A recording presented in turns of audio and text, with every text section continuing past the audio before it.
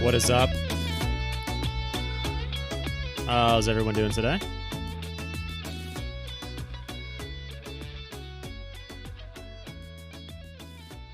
See some familiar faces already in there. Joe and Honest. Anina is early? Yeah, this is EU time. I'm giving you guys like the full spectrum. We got an 11:30 a.m. start. Tomorrow's going to be very early. Tomorrow's going to be Bobby time. And that'll be early for me. Hopefully I'm not like super sleepy. I got to wake up early tomorrow for the stream.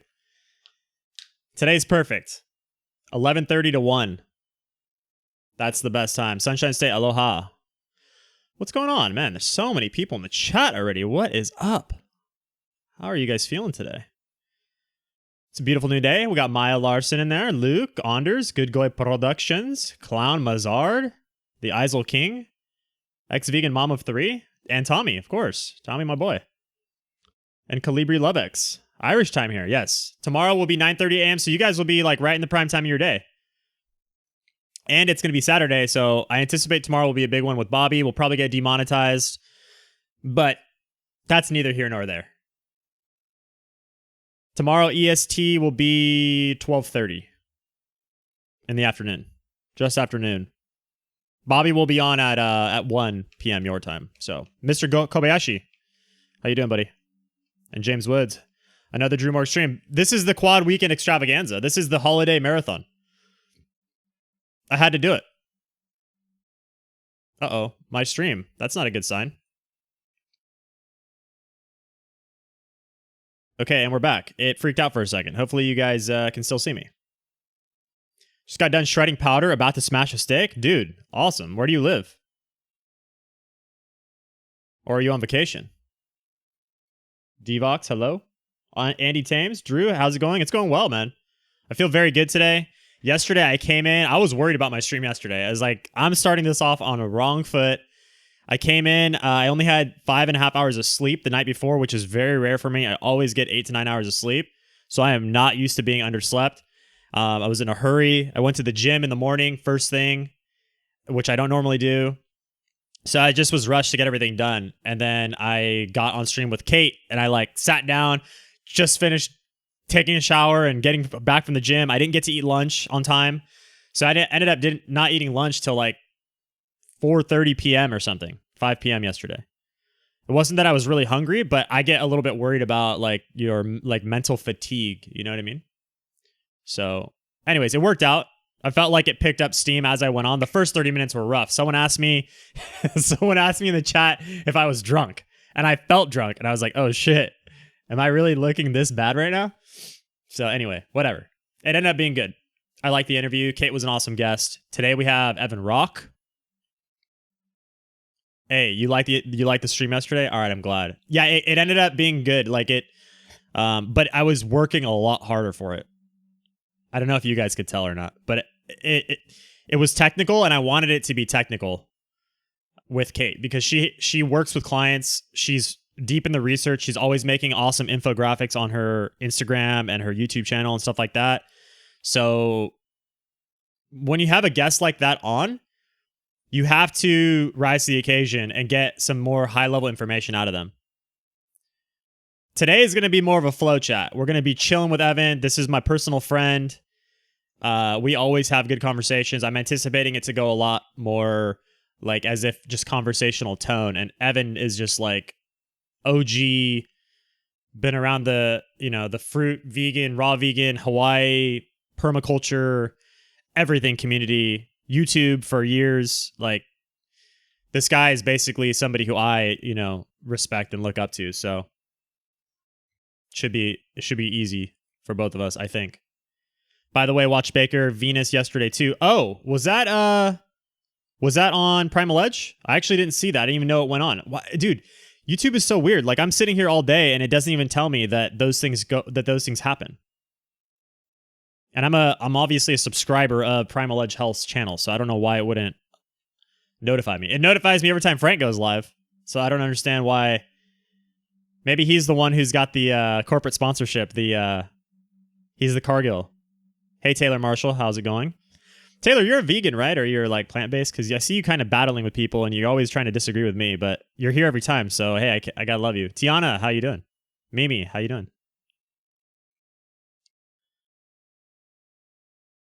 Shakotan FC emerges from his sulfuric, meat-odored cubbyhole. Evan Rock? Evan Rock doesn't have sulfuric odored anything. We're talking about a beautiful man here. He's going to hate me for saying that, by the way.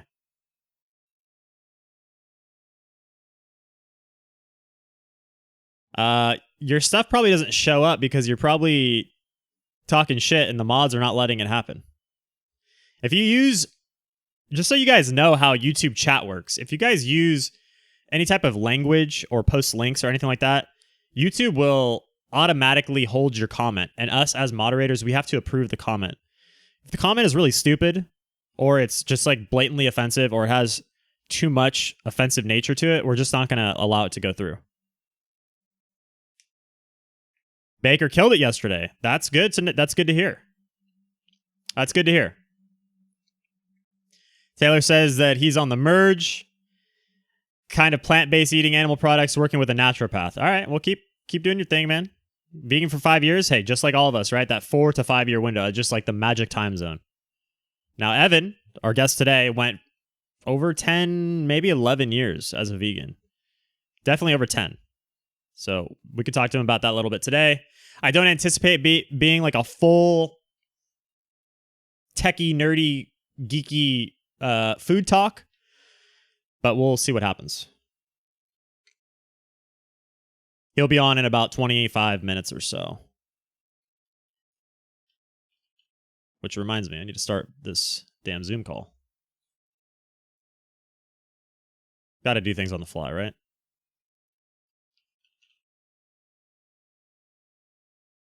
So, yeah, if you're new to the channel, now would be a great time to subscribe. And also, like the video would be awesome, because that bumps it right to the front of everybody's recommended videos, and we get more people in the chat, and it's more fun.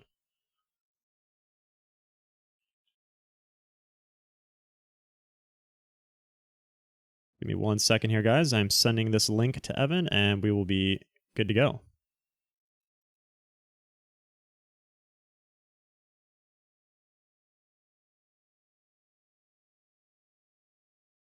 Okay. Perfect. We're done. Awesome. Hey, Vegan Deterioration, how's it going? Joe Pearson. Yes, and sometimes it scrolls up so fast we can't allow the comment to show. Yeah, it's like, there's no point, you know? Sometimes the comments, people just say something and a moderator doesn't get to it in time, and then it's just gone. So it is what it is. Such is the nature of the live stream and the live chat. Test levels of a 90-year-old woman seems to be the new black. Shakotan. Okay. All right, let's talk some sense and reality here for a second, okay? It's me and you here, Shakotan, okay? Me and you here, all right?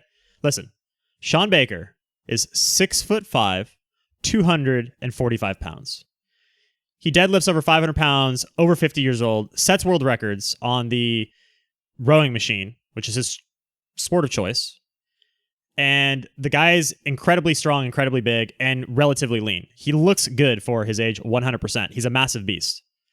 So how do low testosterone levels even come into play at that point? He's also explained it very well, here comes a real steak. But just look at the texture of this thing. Hey, Tommy Kelly, the more gangers. Yeah. Thanks for the donation, brother. Yeah, so again, because he's injecting the roids. No, I don't think so. He was deadlifting more weight like 20 years ago. He was deadlifting over 700 pounds. Now he deadlifts a more conservative 500-something pounds in his 50s. So I don't understand why this stuff doesn't add up to you guys. As I pointed out, okay, and you could say this guy's on steroids. Everybody's on steroids. Guys, shut the fuck up, dude. You guys are retarded. Listen. The natural tested USAPL deadlift record is 716 pounds for a 181-pound person. Sean Baker weighs 60 more pounds than that guy and is likely 5 inches taller. Okay? He doesn't even deadlift anywhere near that weight. 60 pounds. He's been training his entire life. And you don't think that that man could potentially be natural. Everybody's on steroids. The low testosterone. You guys are idiots. Like, seriously idiots. And I hate to just blast you, but I mean, like, I can't think of another word. It's dumb. Use some critical thinking. Low testosterone. He's explained it. Whoa. He's explained it from a scientific perspective. His body is utilizing the free testosterone. That makes sense. We know that applies in several other areas, like the ketones that we talked about with Kate yesterday. You agree with Harley, everyone who does anything exceptional is definitely on the juice. That's not exceptional. That's what I'm trying to explain to you. I'm trying to explain to you that is not exceptional. It's great. It's amazing, but it's not world class. It's not exceptional. just explained to you. There's a 181 pound out there, 181 pounder in a drug-tested natural federation, USAPL powerlifting, who's 181 pounds and deadlifting 716 pounds. Sean Baker doesn't stack up to that. You're being sarcastic. Okay. Thank God. You're pissing me off. Taylor Marshall says, don't really get why the doctor has to be vegan, to be honest. What do you mean? What does that mean? Anina likes when I make eye contact with the camera. Hey, that's when you know I'm focused. Taylor says, I reached out to this vegan chick today on IG. She made a post about how you were never vegan. If you go back to eating animal products, LOL. She told me you should go see a vegan doctor. I know, that's what everybody says. It's like, oh, but you didn't see the vegan doctor. You didn't see the vegan naturopath. You didn't talk to Goji Man. Like, no, I don't want to go see your biased-ass vegan doctor who's going to tell me all the same. If I want advice from a vegan doctor, I've already gotten it. It's called Dr. Greger. I've already researched all his stuff. That's how I got to these issues in the first place. Tiana's excited. Ooh, I love it. Everyone leaves veganism eventually unless they die. Has there ever been a legitimate 50-year lifelong vegan that went vegan at 40 and then died at 90? Like, that hasn't even happened yet, right? Colibri says, will Megan come on as well? Would love to hear both of their perspectives of leaving veganism. I don't think she'll be on today. Evan's going to be doing this from his office in downtown Hilo, so we'll see. I mean, if Megan's around, yeah, she's more than welcome to come on. I talked to her too. Like, whenever I call Evan, usually she pops on for a few minutes on speakerphone. We have a little bit of a chat. They're both awesome talkers, awesome listeners, awesome advice givers. Tommy says, I know a few young guys at the gym that are natural and weighing less than 180 pounds and lifting that, so it's extremely doable naturally. Guys, go, if you think that the deadlifting by Sean Baker is implausible, go look up Max Tuning on YouTube. That guy's been, like, his thing is deadlifting, and he's been deadlifting probably 500, 600 pounds for over 5 years. He weighs like 150 pounds. There's just some people that are good. And if you're 240 pounds, 6'5" beast, yeah, you probably can deadlift more weight than the average person without being on steroids. No. He's trolling me, but he's a fan of the show, Mark. So he got me, but that was a serious comment that I made. That was a serious critique. He's joking, though. Asshole. If he wasn't joking, I'd have to... He's been around enough time. He'd get the axe. It'd be an early axe today. You guys know how we like to do. We give an honorary mod to somebody who wants to axe somebody who's pissing me off in the chat. Love it. We make examples here.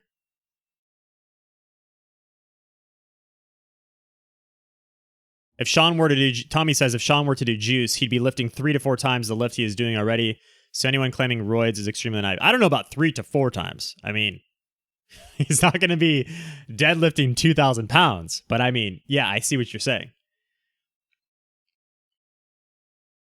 Go Under says his uncle's a 40-year vegan, but looks bad and his mind is slipping bad. Is he legitimately a 40-year vegan, or has he had like time periods where he slipped up and had eggs and fish or whatever? Raw Matt says Marcus Rothkrantz interviewed the 95-year-old vegan who was raw vegan for 45 years at the time. See, that I don't even believe that's true.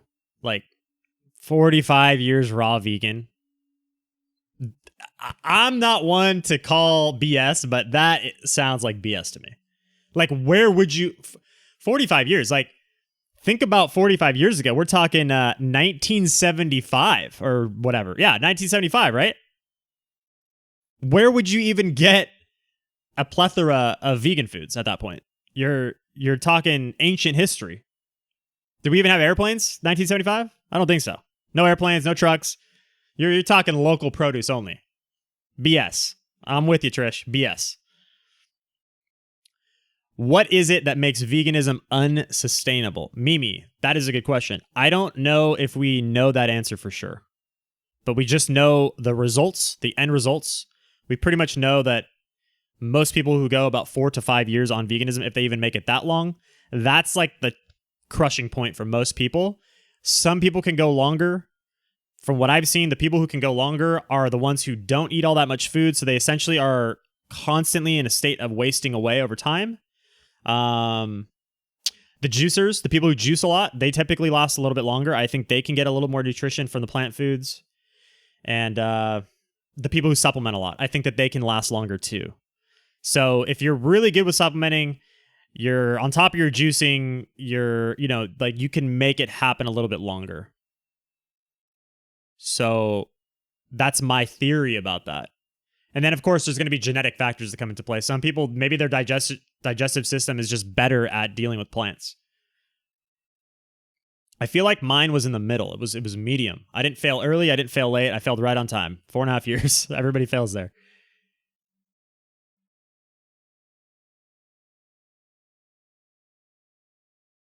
Vegan Gains is making...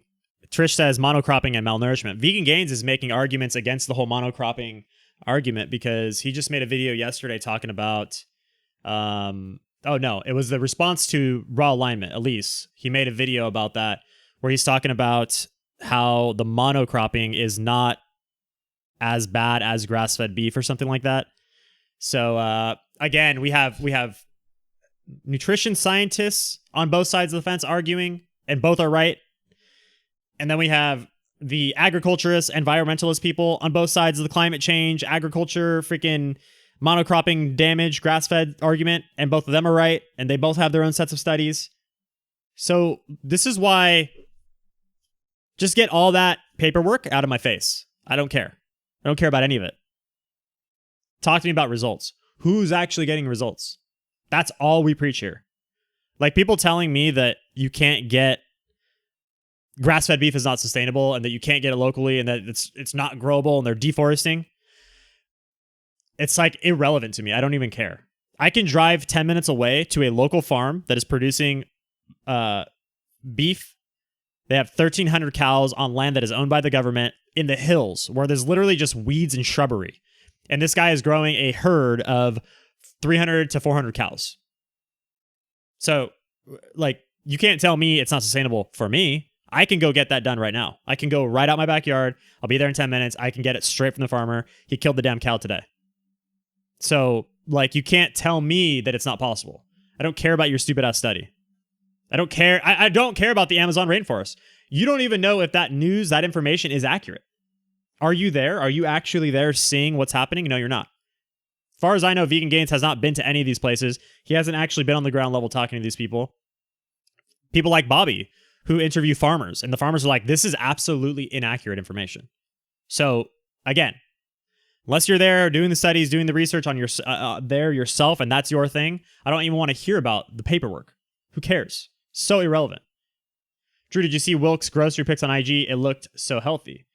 I have videos about what I ate here. You want to pull that shit up? Let's do it. Let me pull up an old video for you guys to see what I ate as a vegan, because all the vegans like to criticize me. Drew, what did you eat? Drew, you ate the wrong stuff. You did it wrong. Okay, well, tell me how I could have done it better. They're like looking at my food. They're like, oh shit. He bought more broccoli than I buy. He bought more fruit than I buy. He bought all organic. He bought the highest end brands. He did BioK expensive ass probiotic supplements. Yeah, bitch. We're out here. We're really doing it. We really were vegan. Let me pull it up. Let me pull up the tape. This is why I love having everything documented on YouTube. For the haters.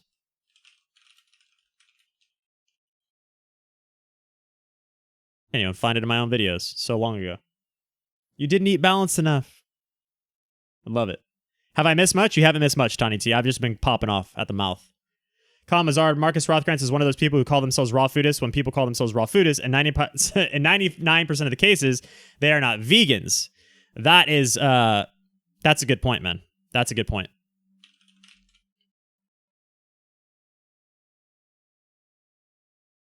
Here we go. I'll pull up this video right here. Found it. This is my past life, guys. Mini fruit haul. What have we got here?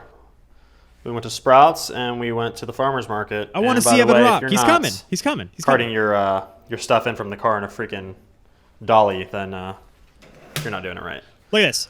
I used to bring a dolly to go to my car and bring all my damn fruit back and my food. This was twice a week right here, by the way. Twice a week. This up and I'll show you what I got.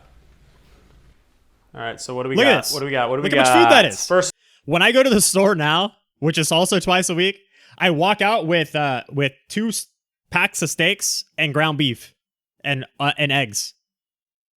I can carry it in one arm. I had to bring a fucking dolly to the truck to get my food out. Look at this. First of all, how much did we spend today? How much did we spend, Drew? See. Is veganism as expensive as everybody thinks? Yeah, kind of, but... right here, I started to say, is it as expensive as everybody thinks? Yeah, kind of. Today it wasn't. So $30.34 at Sprouts Farmer's Market. I'm going to show you what I got at Sprouts first. Some of the stuff was from Farmer's Market and some of it was from Sprouts. So obviously these packaged goods I got from Sprouts. I got 5 chocolate chip Cliff Bars. I got 5 crunchy peanut butter Cliff Bars. Those were only 88 cents a piece today, so I stocked up. If you're not on Cliff Bars yet, nearly everything in this is organic. You can read the ingredients yourself. The actual... Let's see what else we got in here.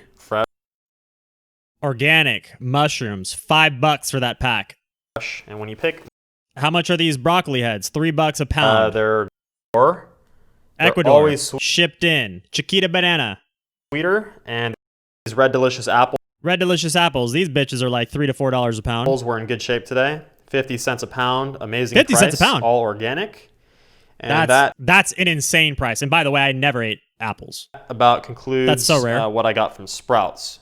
So what you just saw was about $30 worth of stuff. Oh, and these on the vine tomatoes. These are good because if you leave them on the vine, they actually stay. Who else is eating on the vine? Stay a lot fresher and a lot tastier for longer. So what did I get at the farmer's market? Well, I got there at the very end of the So these would be $1 each at the farmer's market because I would come after noon and the lady was just trying to get rid of all her stuff. So she would sell it super cheap. Farmer's market day. And so I got the kale for $1. Cool Japanese guy. He always has really good spinach bagged up. It's like $2 a pop. And look inside and you want to make sure to $10 for 20 pounds of oranges. Oh yeah, this guy would hook it up on the oranges. Not too bad. Normally market run today and the store run today. All in all, I think I spent about less than $50. So not okay. That is rare. $50 is rare for a haul. Now I spend probably, I probably spend about $40 when I go to the store on average. Why does your voice sound different? It's probably just the microphone. It's probably just the microphone, to be honest with you guys. Not too bad this for with an iPhone. Mostly organic. I mean, this is a massive weight of food, guys. This is like... You look rough in the video. Thanks. 40 pounds Thanks, of Tani. food. Appreciate it. So, pretty good value today. I've been shopping a lot smarter. Look at that. Look at the forehead. Look at the forehead right there. Let me zoom in on that. Look at the grains. Oh, we can't zoom in. Damn it. The bumpiness. A lot smarter, mainly because of this channel. I want to show people that it's not super expensive. A lot of times, super expensive. I don't know what the hell I was talking about. I was spending, I tallied it up many times. As a vegan, I tallied it up. I was probably spending close to $900 a month on vegan food. What's up, Bobby? We just like go out and we buy this like really fancy stuff because we want to try it out. Products like, you notice like the bagged granola in the, So this was, when was this?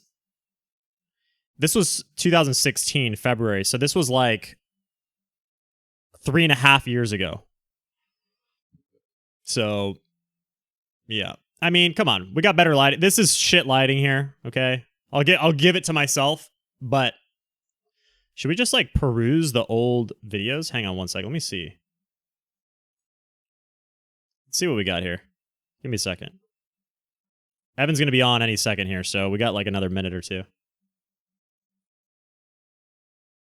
The look of trepidation. I'm a meat shill. Yep, I'm a meat shill. I'm sponsored by Stater Bros. I love the idea of being a shill in any way. I think it's hilarious. If only these people who said these dumb things knew anybody in real life, they would just... It's so stupid. It's mind-blowing, actually. Nelly Nell, what's up, Drew? Been a while since we spoke. Has it? Nelly, welcome back. Appreciate it. How much... Being a shill... let me tell you. And here comes a real steak. But just look at the texture of this thing. It makes you $2. Appreciate that, Libertarian Izzy. Advice on kicking a gnarly sugar addiction.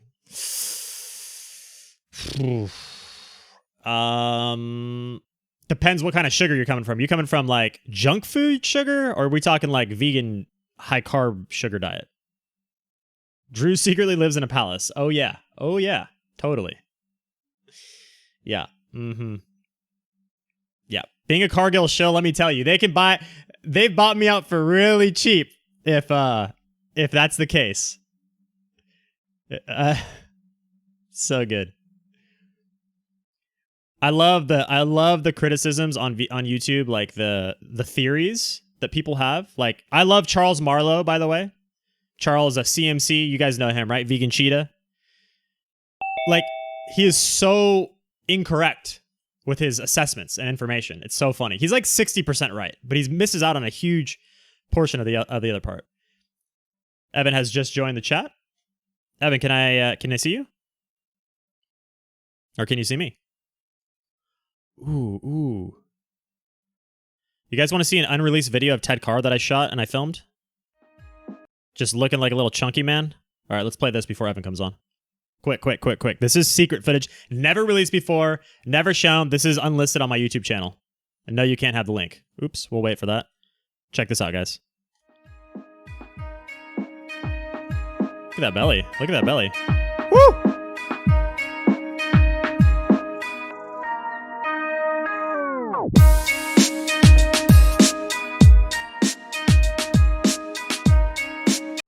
Ted's gains right here. Look at this. This was when he was trying to bulk up on avocados.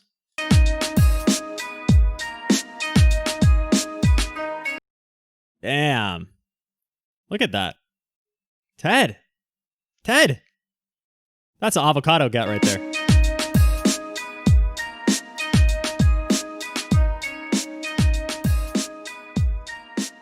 This was like a camera experiment. It was like a camera experiment. I was trying to figure it out. I just had gotten my camera and I was trying to like put together some like movie edit type of thing. Evan, I can hear you. What's up?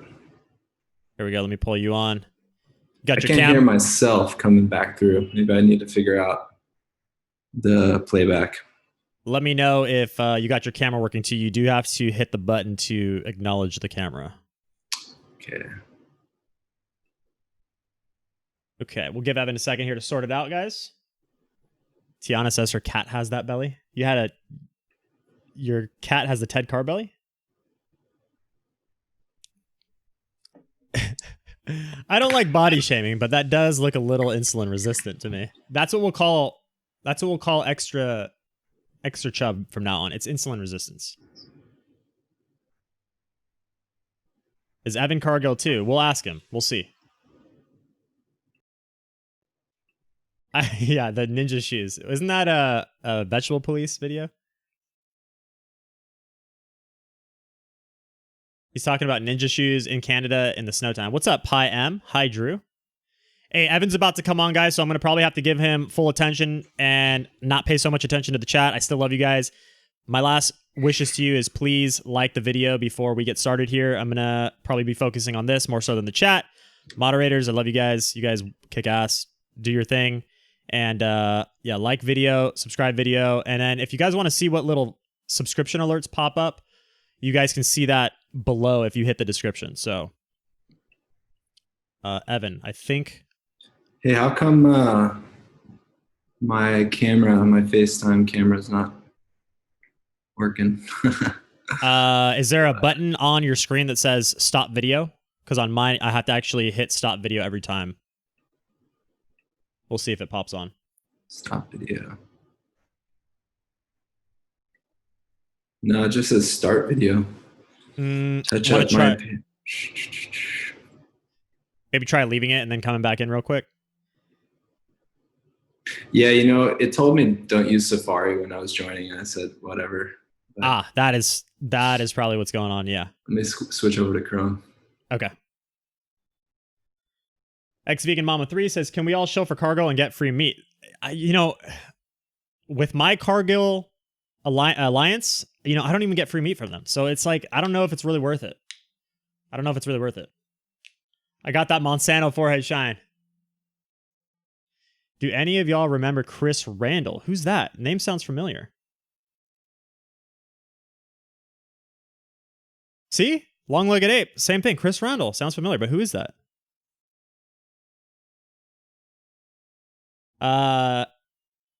Yeah, the shilling situation, you could just call everybody. It's like the blanket steroid accusation. Just say everybody's on steroids. That way you can be weak and shitty. Say everybody is shilling. That way that you can be, you know, jealous and weird. Clip it. I'm part of the Illuminati. I'm part of the shilling. Like, I'm such a deep-hearted shill, I actually don't get paid for it. That's how down for the cause I am. I'm just so passionate about grain-fed beef, guys. Like, this is the world-changing product. Like, why wouldn't you want grain-fed beef? It's the best. Everybody should have it. Grass-fed is worse for the environment. Grain-fed takes up less space, right? We're just all on the same page here. That's the way to go.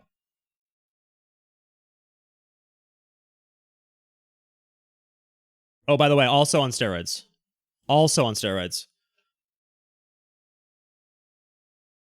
It tastes good. It does taste good. That's why I eat this grain-fed. The Clintons shill for Cargill? The Clintons. Out of control. Back when Durian Rider had his own hair. Time Skip says, wow, 35 likes and 0 dislikes. Where are the dickhead vegans? LOL. We'll see. I bet my stream tomorrow with Bobby won't be as well received. Every time I'm on with Bobby, demonetize. That's my goal tomorrow, is to keep the stream monetized.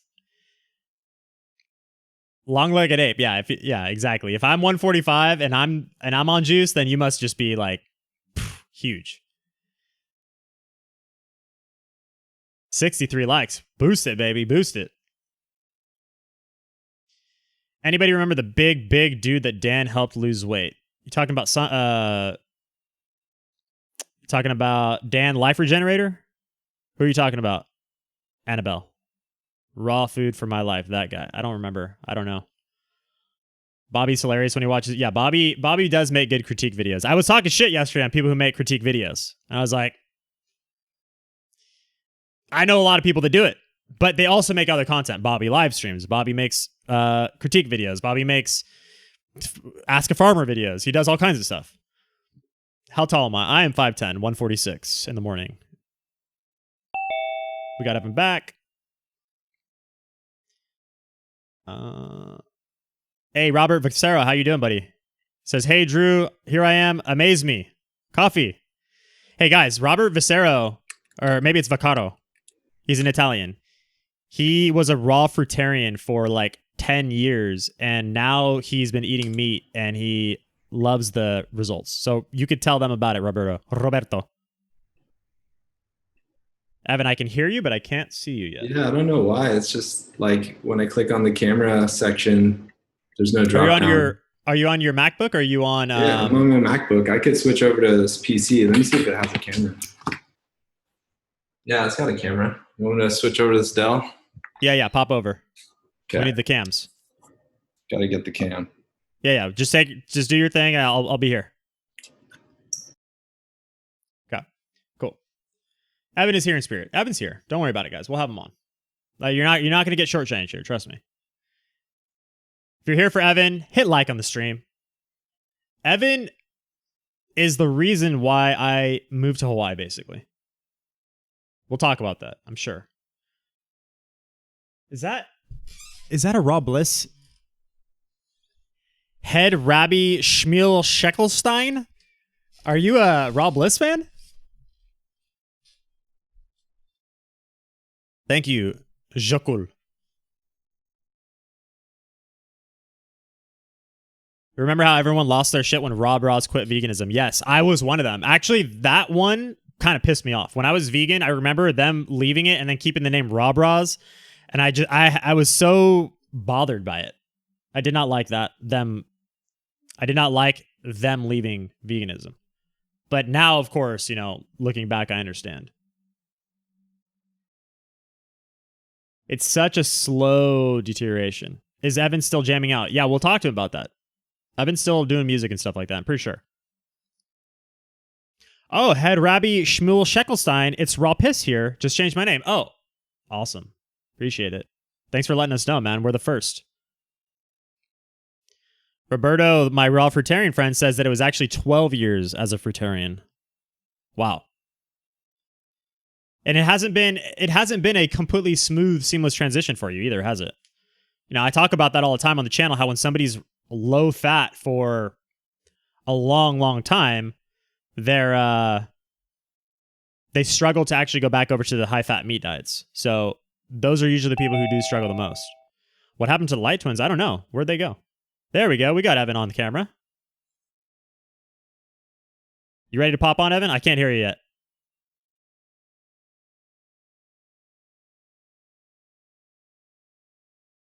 Rob Bliss's calisthenics are inspiring. I agree. I think he should just... he's eating the durian, but... I think he needs more than that.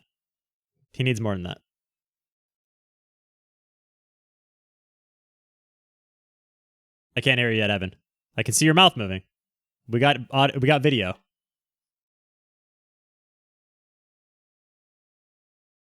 Ex-vegan mom of 3 says, I keep saying meat helped me heal, but Cargill haven't paid me yet.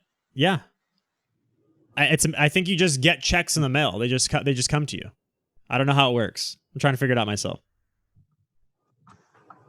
Now we got sound. Push device, advance. Can you say something, Drew? Yeah, I can hear you. Oh, okay, there we go. Cool. I gotcha. Wow, man, the PC saves the day.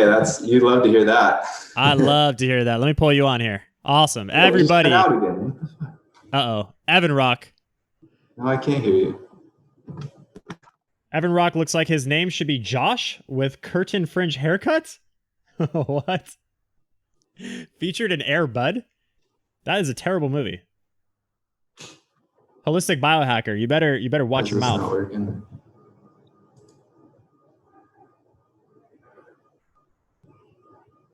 Everybody says, hey, Evan. Can you hear me, Evan? He can't hear us. This man is struggling with his PC. We'll let him live for a second. It's with my Okay. What are you talking about, Annabelle D? Yeah, it's just my audio that I can't seem to. I'm assuming you hear me, but I can't hear you. Yeah, I do hear you. If you can Unless see my thumb. And it works, and I can hear you, but you probably get feedback, right? It is a bit echoey. Your other microphone wasn't what was working, so. This microphone? That's not working. No, it's on your laptop. It's like the built-in mic. Wow. Yeah. Do you want a minute to sort it out, or do you want to pop on now? Up to you. I've pulled you off camera for now. Right on. Nobody should ever have to watch a man struggle with his technology in front of his computer. It's a very vulnerable state, you know? Like sitting on the toilet and also struggling with the PC settings is a very vulnerable state. You know, you're just like, so confused, you know? People said it sounds good enough, so we can roll with it if you want to. Give it 30 more seconds. Let me see if I can get this. Stick with it, Evan. Stick with it.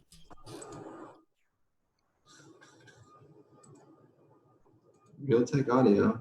Give me a thumbs up when it's working. Otherwise, I'm going to mute you for a second. Okay. I'm deaf. What are the captions? I'm sorry, Rain Man. We don't have captions yet. That would be pretty cool, though. I've been watching some deaf channels recently. Have you guys been getting recommended videos for deaf channels? And I watch them.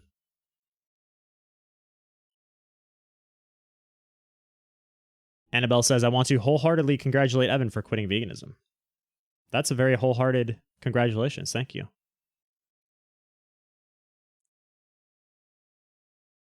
Shakotan FC is talking about the free test again. My testosterone was indeed very high while vegan. I was in like the 70 to 80 percentile.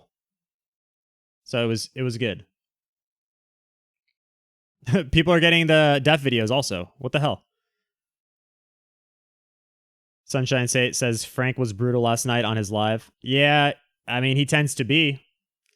But again, his information is incorrect. He's not even close. I mean, I know these people that he speaks about in real life, some of them, so like his information is just so not accurate that it would behoove him to probably not talk about that stuff anymore. He's nowhere near correct. So he's essentially slandering. I mean, if these people wanted to get together and sue him for this, I'm sure they could make a case for that. I really do. Not a smart thing to do as he grows and as his assets grow, as his channel grows. He's not going to want to lose that piece of property that he's building. So it's just like how Vegan Gains has been threatened with suing, and he had to silence as well. Vegan Gains has had his hand slapped a couple times as well by YouTube and by others. So there you go. YouTube is actually rolling out captions for live streams only on big channels. Interesting. Drew, have you had your testosterone checked since being ex-vegan? No, I have not. I haven't had blood tests taken yet. Yeah, but you're a shill, Drew. You're paid to dispute Frank. Aha. Now I'm seeing the angles. I see. Sunshine State, I watched a lot of that stream. I'm surprised nobody called me out in the chat because I was in there for a lot of it. I watched a lot of it. I heard what he said. I heard what people in the chat were saying about her looks, all that stuff. So I think it's a really distasteful thing to be criticizing somebody's looks, especially if you consider yourself to be of good looks yourself, like Frank does. Frank considers himself to be a good-looking person. It's a really rough thing to be doing to people. Anyways, I'm bringing Evan on right now. Evan, can you hear me? Yeah, I can hear you, but I can't figure out the mic, so I think it's just bogus. Broken. All right, well, maybe it needs some drivers or something. Anyways, we'll bring you on now. Ladies and gentlemen, Evan Rock, the audio master and Hawaii pioneer of all sorts. You're joining us from your office today. Yes. You haven't been on YouTube much at all in recent months to years, although you were like one of the original vegan pioneers that I watched on YouTube. I was watching your stuff from the Fruitarian days, not Fruitarian, the raw vegan days, when you were making orange juice salads, mango juice salads. I watched your transition. Soupy salads. I watched you transition from LA life to Hawaii. I was there for the whole Rich Roll interview, listening to you talk to him about, sleeping in your truck and having the rain tarp bust on your head. Like the rough early days. Like you literally pioneered the landscape, physically speaking, to actually survive on. I've been to your new beautiful home. You had your wedding at your house. I was there for that. So like we've had this whole long journey from boy, watching you on YouTube. That's why I'm here, to support you. Thank you very much. And then going to your retreat. That was my first time ever being to Hawaii. I went to your retreat, stayed on your land, broke my ankle there. Off property. The lawyers don't know. There's a slab of Drew, which is basically a concrete slab at the bottom of some stairs that I poured in response to that accident. Because you just come down the stairs and it was just like janky grass and like gravel and. Yeah, so you guys know that's where I talk about busting my ankle. It was at Evan's retreat, my first trip to Hawaii. Second day on the retreat, I literally had to do the whole retreat with a crutch and my ankle wrapped. It was brutal, and it still is like wonky. But anyway, we do what we can. Yeah, man. So that's kind of like the whole start, beginning, and end of our history together, and we keep in touch. Yeah. And we always have good conversations, and you don't like doing live appearances or YouTube anymore. So I don't know how you decided to come on the show, but thank you very much. I just, I love you, man. And I want to support you, and this channel's growing and it's all good stuff. So. You used to do live streams with the boys and girls in town before I moved to Hawaii. You guys were like hyped on it. What's Yeah, that was on my channel. Mm-hmm. And that channel's still going. I mean, we post content once in a while. It's mainly Megan doing it all now. But, yeah, it has grown since you left it. Yeah, she's done a great job. Yeah. What is the gist of you? The era of the Lost Boys was pretty funny. The Lost Boys, yes. That was not my terminology. That was Ryan's invention. I mean, that brought so many people to Hawaii, though. Don't you agree that like you guys being there and being like the bros on the land and like posting all these pictures and videos, like that brought such a huge community of vegans specifically to Hawaii? I mean, we did 11 retreats also, and those, I think, half the retreats someone from the retreat moved. Yeah, that was interesting. Yeah, from my retreat, I mean, 8 people were there. I think two or three at least. No, more than that. Like, yeah, probably half. About 4 people from the original 8 eventually moved back to Hawaii within the next year. Wow. Yeah, remember it was me, that girl Marla, and the girl who had the baby with the Kanakiki guy. I forgot her name. Maggie. Oh, yeah, Maggie. At least those 3. So anyway, I think she's coming back again with what's his name? Yeah. With Drew from Kanakiki. Yeah, that's right. His name was also the fruit Drew. farm. Redheaded Princess donated a Canadian $3.99er. Appreciate that. Glad to have you, Evan. So you're getting some love in the chat. All right. So I got a cut of that. Yeah, you. It's the Cargill. I'll cut you some checks. You'll buy me a steak if I come to town. Right? Exactly. Okay, so let's talk about that actually. So, guys, we're all vegan community in Hawaii, right? We'll just dive right in. Huge vegan community. I'd say there was probably 25 to 30 people that were all vegans living there while I was there, at least. That's like full-timers. That's a generous amount. I mean, the core group was smaller probably than that. You're talking about people who got together like on a weekly basis. I'm talking about like if there was a monthly potluck, there'd be probably 20 to 25 people there that were like fringe people. They were in town, whatever, right? Yeah. And that's probably still going on, to be honest. I see all these new fruity people around town, and there's really, like, you think that everyone left, but there's a whole new wave. These things come and go in waves. Interesting. Drew's shaking his head like. I just like, God, it's like it. Anyway, so, yeah, we did the whole thing. You hosted retreats. The whole spectrum of raw veganism to cooked food to the low protein to the supplement era. We'll get into that later. And then at some point, you and I were sitting down before I left Hawaii and eating freaking chicken gizzards and grass-fed beef before I actually moved away from the island. So that was a really special thing to me that we got to like transition quickly together. And then, I moved here and then you're still there. So it's pretty cool. Yeah, that was what happened. I mean, it was like 2 weeks before Megan gave birth, and I was in kind of like a dark rabbit hole of doing juicing and 1 meal a day and all these crazy things. And why? Then, what drew you to that? Why did you do that? Well, yeah, I'd say it has to do with just me wanting to always feel more and more optimal, but also just being an experimenter and being curious.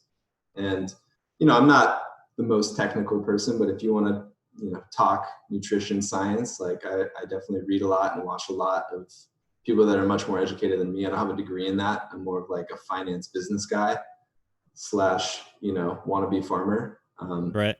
But yeah, I definitely dosed myself with the opposing perspective and got out of the confirmation bias, because I wanted to have more certainty bringing a child into the world. And, it's one thing to go through most of the pregnancy without Megan had a little eggs and maybe oysters when we were in South Carolina, but for the most part, she was vegan and had zero appetite for anything that was related to protein. Like, she couldn't stomach beans or any of that stuff. And so I'm just like, my mind's boggling. And I'm like, I knew that something needed to give. And so that's when you were going through your experiments, and you're just like, hey, this is working for me, and what do you have to lose? You've been doing veganism for 10 years. Like, it's just ego to not let yourself try an experiment for a week. And so I took that to heart, and that was kind of the turning point.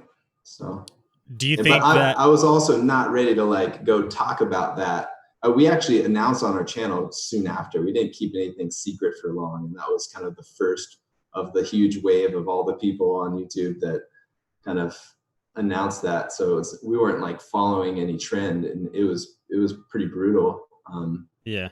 We probably lost over 10,000 subscribers. It was no joke.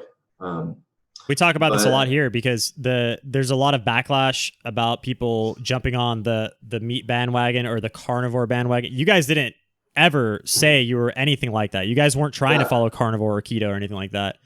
But there's this notion publicly from the vegan side that says, hey, you're following a trend. You're doing this to get more followers and get more money.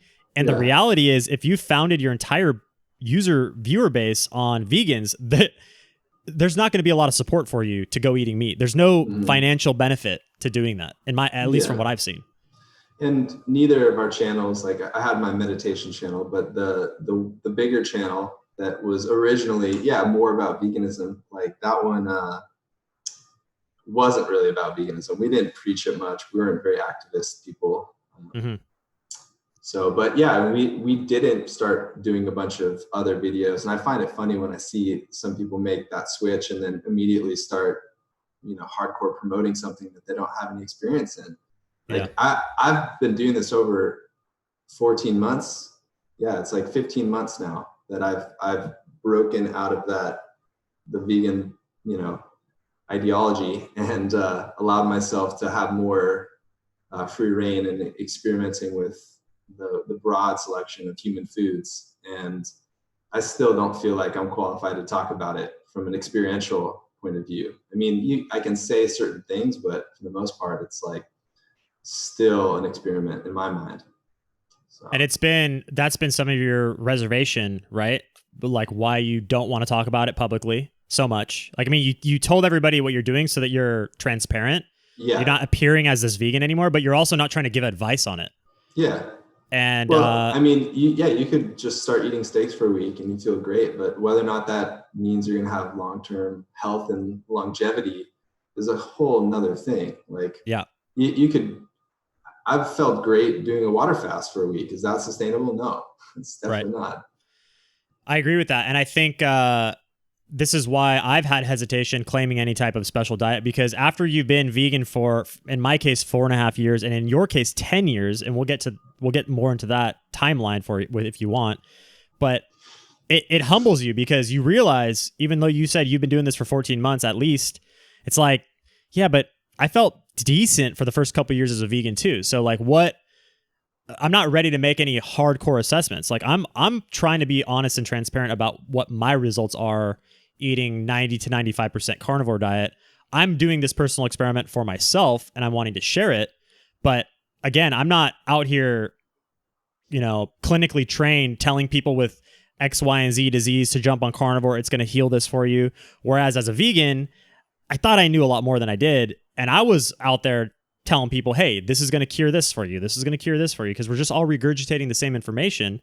But when we hit a certain point in our vegan journey, there's a diminishing returns. And I know I hit that at about 4.5 years. And I don't know when that was exactly for you, but when I found you and when you decided to do the meat thing with me, I mean, you were in a state of like downhill action. I mean, you were following the Noon Almond Raw thing.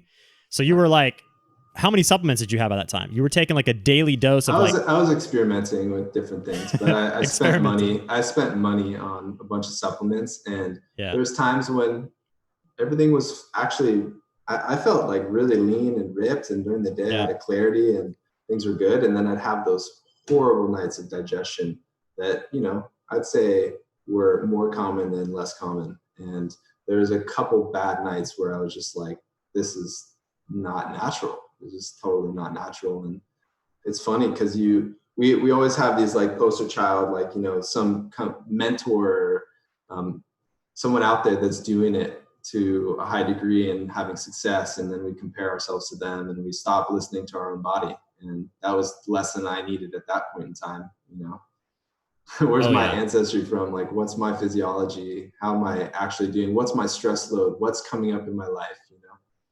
Yeah. It's most certainly an experiment, and over time you're revealed the answer if you're listening and you're not allowing the ethics part of it to, because the way I see it is if there wasn't this ethics principle attached to the plant-based diet, it would be much easier to experiment outside of it and then find the balance and the answer for yourself. But because there's this ethics thing attached to it, and that really grips people on a very strong, deep level, that's where people aren't willing to actually listen to their body. They're like, no, and like you said, there's somebody else out there that's getting the results I want, doing it how I think they're doing it. Like, some of these people aren't even 100% vegan in some cases. Like, you don't know what they're doing. But I want to give people an insight to what we were doing. Like, how did you see the way that we all ate in Hawaii? And you can even give examples. You don't have to give names, but like, how did you eat? And how did you see me eating? And how did you see other people around us eating? Because we were at the same potlucks together. You know, we had access to the same foods. You were growing a lot of your own food. Like, tell us what we're actually consuming there. Yeah. Well, it changed over time. I want to comment on the ethics thing just briefly, is that, you know, one of the main drivers that brings purpose and meaning into our life is this idea of limiting suffering. You know, we all have suffering in this world, and sometimes there's malevolence behind the suffering, where it's like someone really wants to twist the knife and make it more painful. And that can be, you know, small things in everyday life, or it can be big things where our entire world is collapsing and, you know, major life changes are happening that break us out of our ability to cope. And somehow veganism like fits neatly into that concept of like, oh, I can reduce suffering in the world, and whether it be for myself or my family or for the environment or for animals. And that's a huge trigger for a lot of people. And it's a really simple solution to a very complex problem. Like, the world's problems are not simple, and a simple solution is not necessarily going to fix them. So I just want to say that because it's no surprise for me that it's so widely adopted, and, you know, the young are drawn to it. Well, I think a big problem today in the current world in general, an overarching theme, this is why we see, you know, some of these school shootings, we see a lot of the kids on these medications. Like, I don't mean to say that life is easy, but it has gotten almost too easy in the sense that there isn't a need for people to really exert themselves in the same way that, let's say, 1,000 years ago, like you weren't focusing on. Physically, it's easier, but psychologically, it could be much harder. Today's, you know, world is filled with challenges. Exactly. And I think that people are searching for purpose. And when you find something like this, you're like, you know what? All this other shit around me is falling apart. I'm depressed. I'm bored. But veganism is like the thing. I can latch onto this thing, and people talk about it becoming one's identity. But I think beyond even getting an identity from it, I think people are getting a purpose for it. It's actually giving them the motivation, the drive to continue forward, and it gives them something to really like, hey, I'm doing something meaningful here, and all my friends aren't doing anything meaningful, and it's part of the whole identity, I guess. But that's a good point you made. Ethics, yeah. That's what unified us in Hawaii, probably on like just a philosophical level. We wanted to break free of the mainland and all the things that happen over there. There's a different current out here, just psychologically you feel there's island time that's, relaxed, and there's much more leisure and enjoyment of life and being out in nature. So all that's attractive. And I think that combined with the idea that you can get better quality produce potentially was attractive as well. So for me, I came out here after being raw vegan for 4.5 years. And I did that for about another half year out here and before starting to incorporate cooked foods. It might've been, about a half a year, maybe a little longer.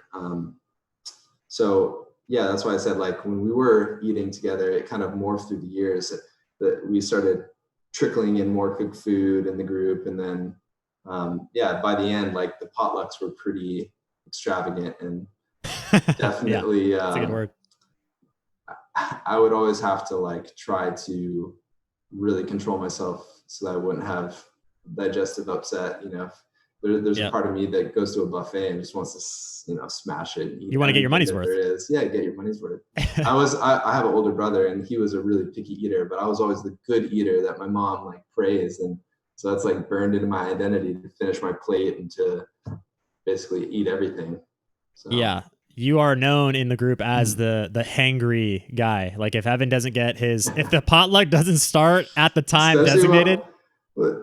This goes back to, you were there when I was doing that intermittent fasting, and it's like, you'd be hangry too if you didn't eat for 20 hours a day, 22 hours a day. Yeah. It's pretty crazy. Yeah. And I like to get into the specifics. I mean, what I remember eating, at least from going to, dinners at your house and stuff like that, maybe not the potlucks, but something you guys would eat as like a standard meal, like so that people know, like you had homegrown cassava, which is tapioca. It's like a starch for you guys that don't know out there. It's basically like potato. There's plenty. You can grow so much starch so easy. Yeah, you had starch for days. Or kalo, taro. Yep. Sweet potatoes are cheap here. Purple sweet potatoes. There's plenty of starch here. And you guys did tons of fermented foods, which is another thing. That's another level that most vegans aren't even willing to explore into. Yet you guys were doing those things, fermented foods. Yeah, there's always like half a gallon or a gallon of kraut in the fridge. Still today, And it was delicious. And you had all kinds of different recipes. I mean, you had like the coconut hot sauce stuff going on. You had like the fake cheese, but not store-bought fake cheese. Like you guys made your own plant-based cheese somehow. I don't even know how you did that. We would ferment coconuts pretty regularly. Just like blend up coconut with some turmeric, black pepper, and throw in a probiotic pill. Let it sit on the counter for like 6 to 12 hours, and then you've got something that's it tastes a lot like cheese. And then the greens on your land, you had like Hawaiian or Tongan spinach, which was one of my favorites. Big giant green leaf of spinach. Yeah, there's a lot of perennial greens that I would grow over the years. Spinaca and Okinawan spinach, the green, the purple kind. But I kind of settled on one that was just easier. It's bele, or it's a Tongan spinach. It grows on a bush, and the leaves are like this big. So you only need to pick like, a dozen of them or half a dozen of them to feed like yourself and a few other people. And it grows off the ground, so there's no slugs on them usually.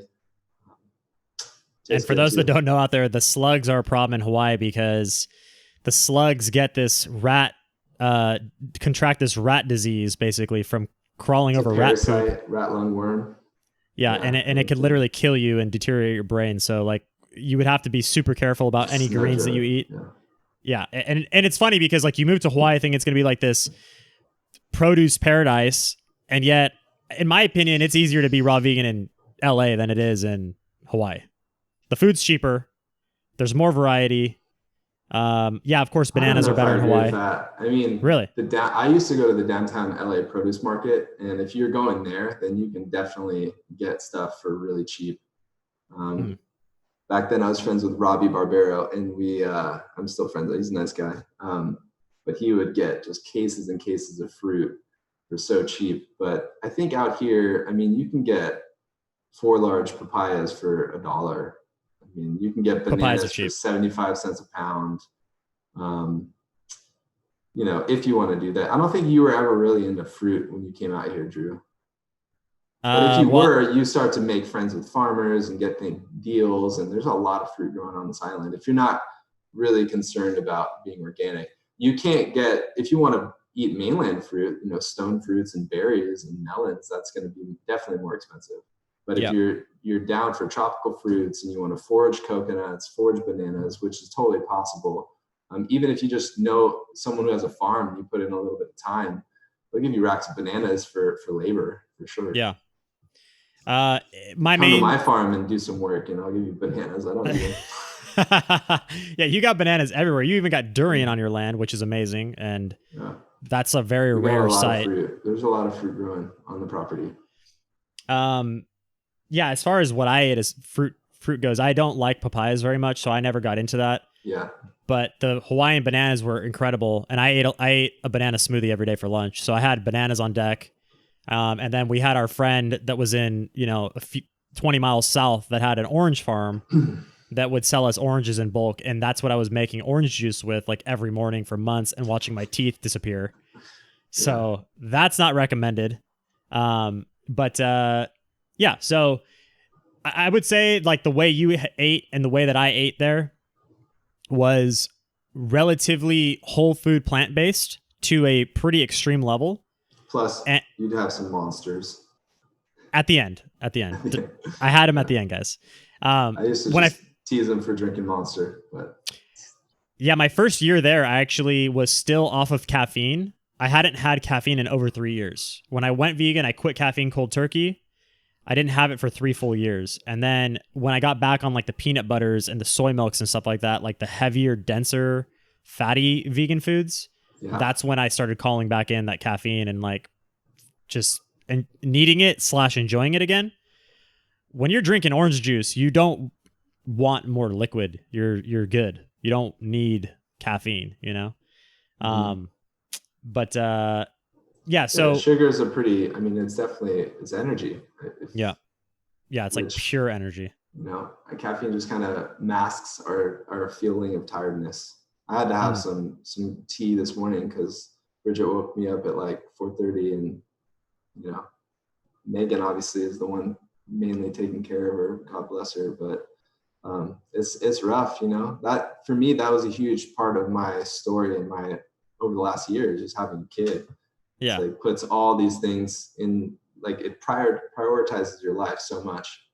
It's amazing. It's such a gift. Do you think that was probably one of the main drivers, and one of the main drivers for a lot of people who kind of get scared with reality, I guess, about, like, their health and then, like, the health of their incoming child? Do you think that's something that people consider strongly when they are vegan? Like you said, the experiment on yourself is one thing, but now we're getting into this, it's definitely a gray area after that, where you're... Yeah, and it's really interesting. You know, I'm sure all kids are different. They say that when you feed them when they're really young, they kind of start to get a craving for it. And but Bridget, I mean, right from the beginning, she had kind of opportunity to choose between, like, fruit or you know, more like animal-based, fatty, kind of savory foods. And it's very clear that she gravitated towards calorie density, like, first and foremost, and that was always, like, you know, something fatty.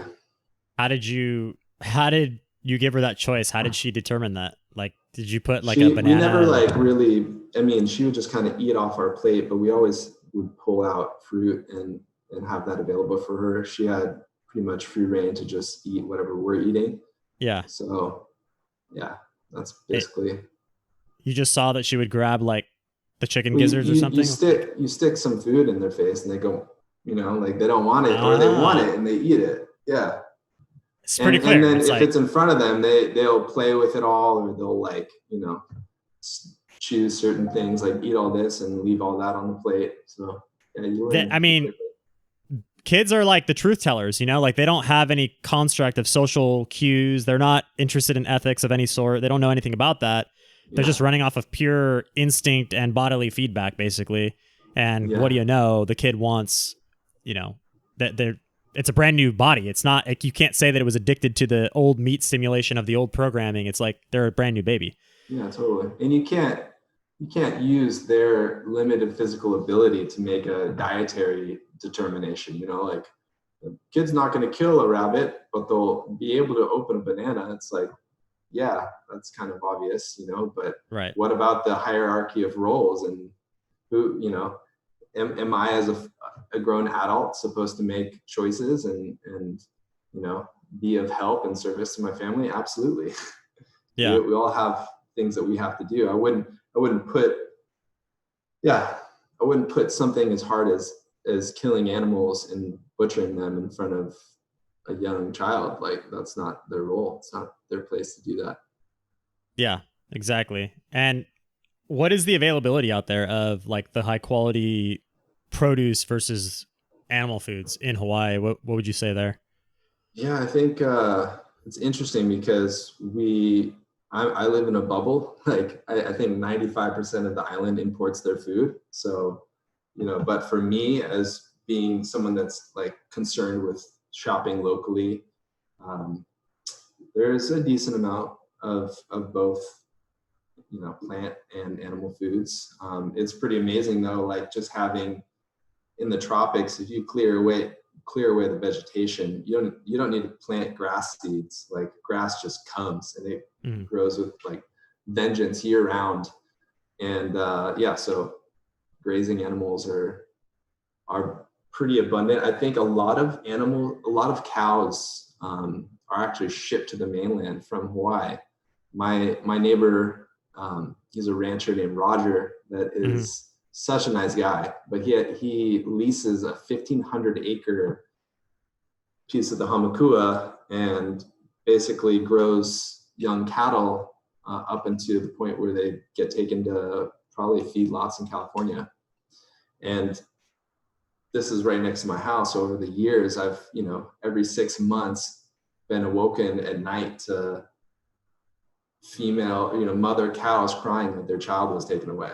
And that was in the background, you know, so like always very aware of that. And but a lot of them are butchered here. There's a place called Kulana, and I think it's definitely as cheap, if not cheaper, to get grass-fed beef on the island that's local as it would be in some part of the country that is close to animal agriculture. Yeah, and the Big Island specifically, if anybody out there is interested in this, there's a large part of the island up in the northern area where there is a lot of farmland and a lot of ranchers. And if I'm not mistaken, the biggest ranch in the country for many years. I think it's now like, you know, a little bit down on that list, but Parker Ranch was one of the biggest ranches in the entire country. Yeah. For a while. And Waimea has got some nicer schools too, and a whole industry kind of sprouted out of that. Probably the what are they called? Paniolos, Hawaiian cowboy. It's a trip. If you guys ever been up to the northern part, Waimea, you can drive through this town on the way to, you know, you could kind of take the scenic route from like the east side of the island, which is just a rainforest where Evan lives and where I used to live. And then you could drive up through the north part of the island and then across and then back down into like Kona, where, you know, all the resorts are and stuff like that on the west side of the island. Well, in the middle there's this mountain town called Waimea, which is like the headquarters for, you know, this Parker Ranch. And it looks like a mountain town. I mean, it doesn't quite look like a snowy village. It gets colder. It's not freezing, but it gets down into like the 40s and 50s. And on the winter, on a few nights. In the winter, yeah. I mean, they have, but the style of the buildings there are like cabin-esque, I'll call them, like in the little shopping center. Like it does feel and look a lot different than the other parts of Hawaii. Yeah, you could like be the other in parts Iowa. You wouldn't be like exactly, surprised. exactly. If we just put you there and we're like, where are you right now? You're like, Midwest. Like, it's super weird.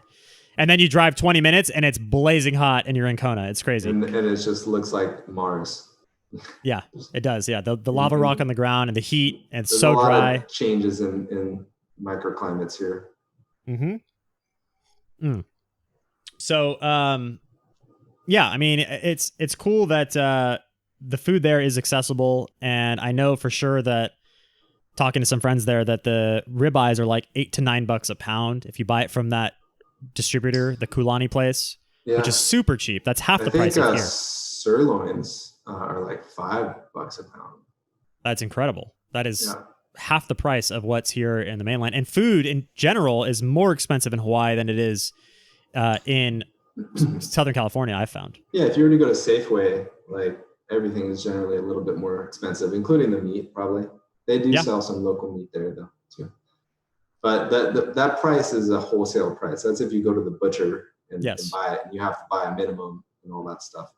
Gotcha. So, and we got some meat eater friends now there, so they get in the wholesale price, which is pretty badass. So, you know, the way that I felt, and I've said this publicly on my channel before a lot of times, is when I consume a very high grade meat product, let's say a good grass-fed steak, there is this sense of, and regular meat has this feeling too, to a smaller degree, but the really good stuff, it gives you this very calming feeling. At least it does to me. And I especially felt it in the beginning when I switched back to eating animal foods. And I was eating all grass-fed meat at that time in Hawaii. The only time I ever felt that way as a vegan was when I ate off of your land, when I ate that food. It had to be the highest end possible, fresh, the nutrient, the actual mineral given crops that were like hand loved, basically, to give me that sort of sense of satiation and satisfaction, where it gave me like a mental feeling afterwards, where I actually felt this wave of like, oh, that was a good meal. I did not feel that way. Probably because we had more fat. You know, like we would always have the coconut yogurts and whatnot. And I think fat does that in general. It's more grounding. You think it was the fat and not the mineral density? Because I don't know. I don't know what it could be. You know, there's definitely, I mean, it really depends on what the plants are that you're eating and how well you digest them. If you have gut issues, then probably you're not going to be getting a whole lot out of your food. Like you watch someone with Crohn's disease and they could be eating twice as much as you. And I've seen this. I've had friends that, you know, they're eating so much and I just watch them wither away because their body is just passing it right through. It's not what you eat as much as it's what you absorb. And the truth is you probably had major gut issues, and the one thing that you still could absorb is meat. So it probably did feel a lot like finally I'm getting something. This warm fuzzy feeling in your chest. And Now, did you have gut issues as a vegan?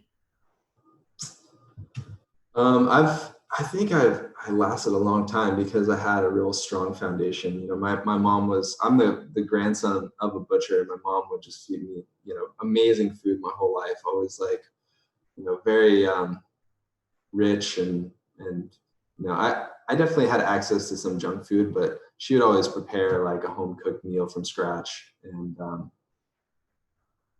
I've always had a stronger gut than the average person. And that really got put to the test when I was eating basically for like 2 years, 1 meal a day.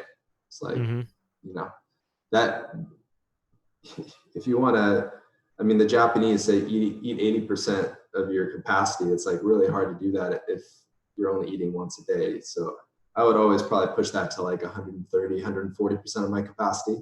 And over time, who knows what kind of, you know, dietary stress that really induces. But there's definitely, I never really had major acid reflux, but I'd have bloating and just pain, stomach pains.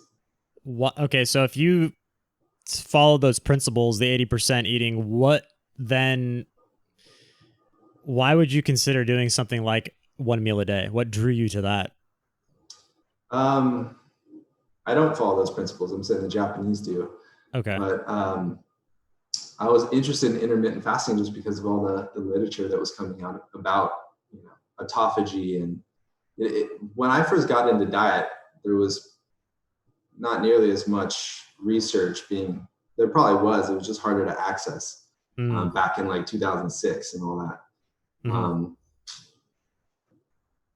I just backstory, like I had basically a major parasite that I got on a surfing trip in Indonesia in 2006, and was in the hospital and was on anti-amoeba medication, and it was pretty heavy. And that it's funny because that's kind of similar to Chris Kresser's story. But that happened to me in Lombok and Sumbawa, and then I came back to the hospital in Bali. And I think ever since then, I really took a major focus on diet because I was just so sick. And fast forward to a decade later, I'm feeling better. Veganism was a part of that. I really resonated on many levels with the raw vegan ideal. And as I slipped away from raw veganism and I was eating more cooked food, I didn't really feel the same level of highs, and that could just be sugar, very well might be, but I was meditating a ton and, engaged in all kinds of other things that alter our consciousness. And ultimately I came to cooked foods, and you let go of a lot of those raw vegan mentors or people that I looked up to. And there's not a whole lot of people that I was like, that guy is like on another level. But yeah, Dr. Nunaman Rao was that. And I think I found him through Spencer Mack, who was really into it. And that was pretty early on. And I was like, yeah, I'm all for trying, experimenting. It's in the vegan bubble, so I can do that. And I did feel good because I was giving my digestive system a break.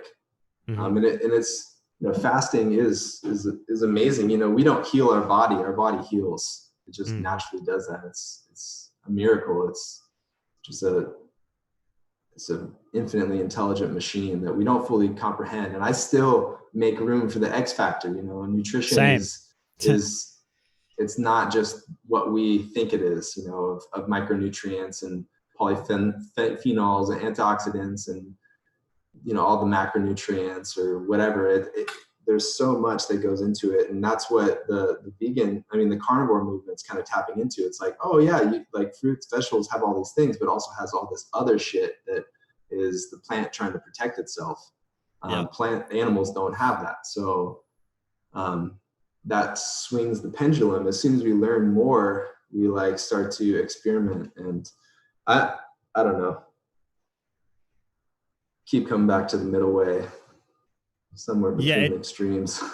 It definitely seems silly to claim that one side is like the absolute. And I don't think I will ever go there again after the experience of, veganism essentially crashing hard on me.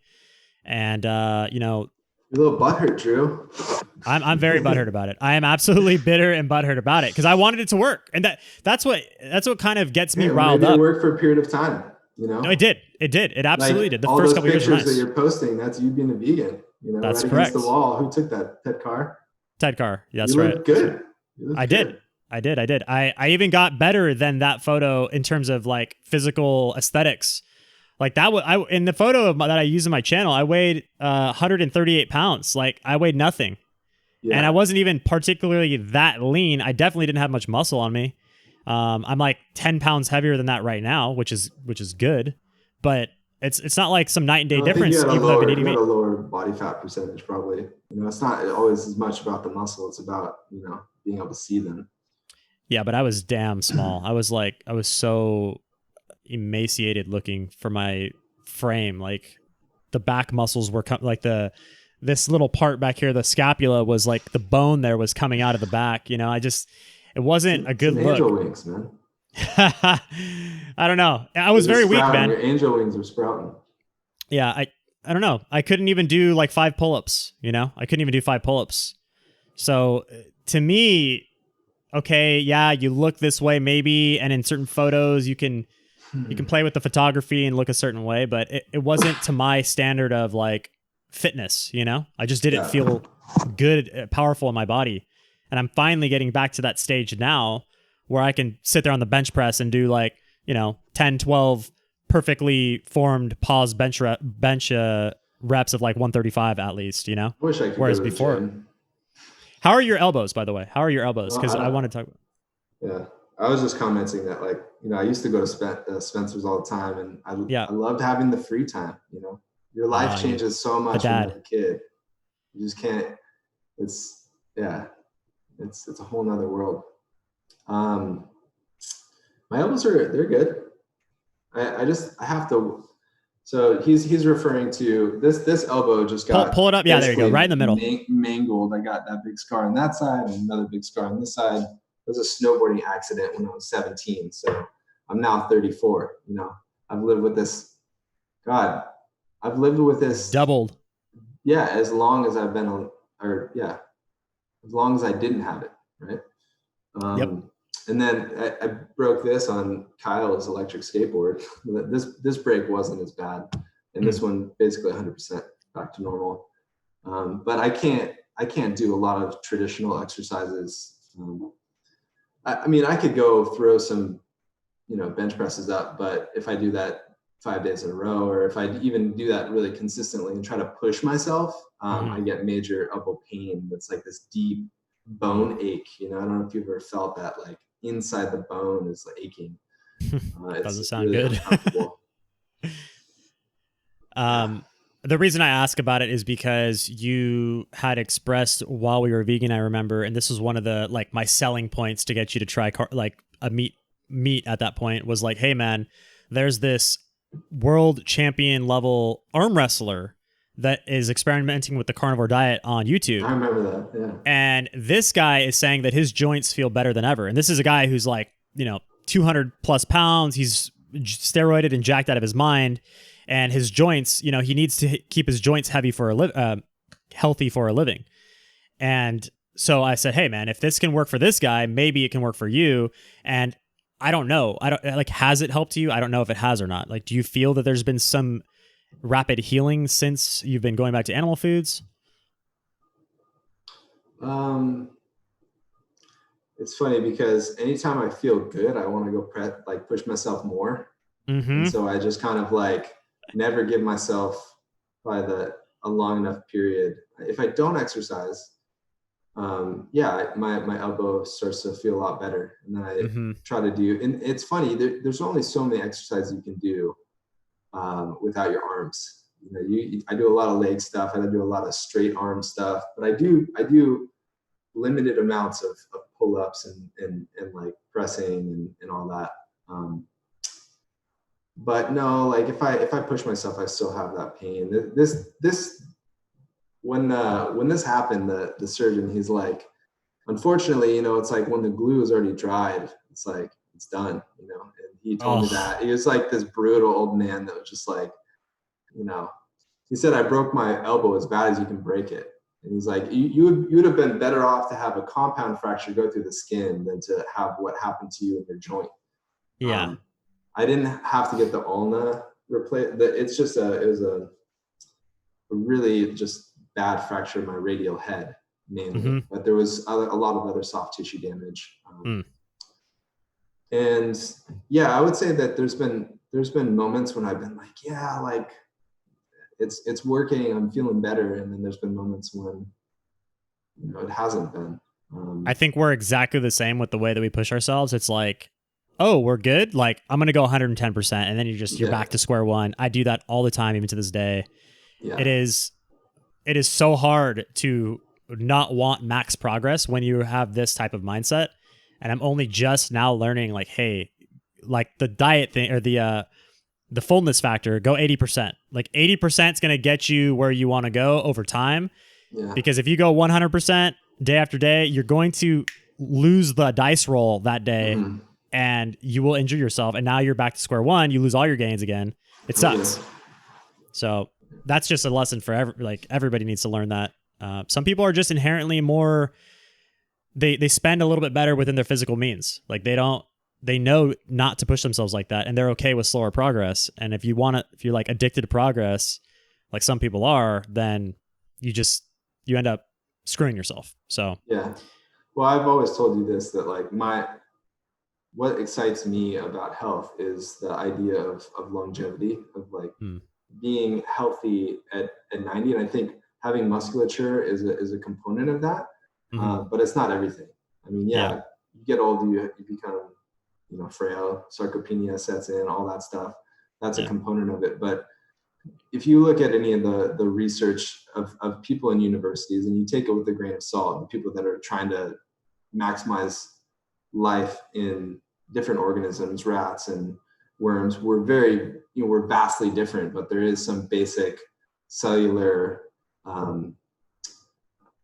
machinery that is similar in humans, and overfeeding is not something that maximizes lifespan. So I've always, had that as something that I'm very interested in, and it curtails my exploration of just pure dietary goals related to physical fitness. Like it's more than that for me.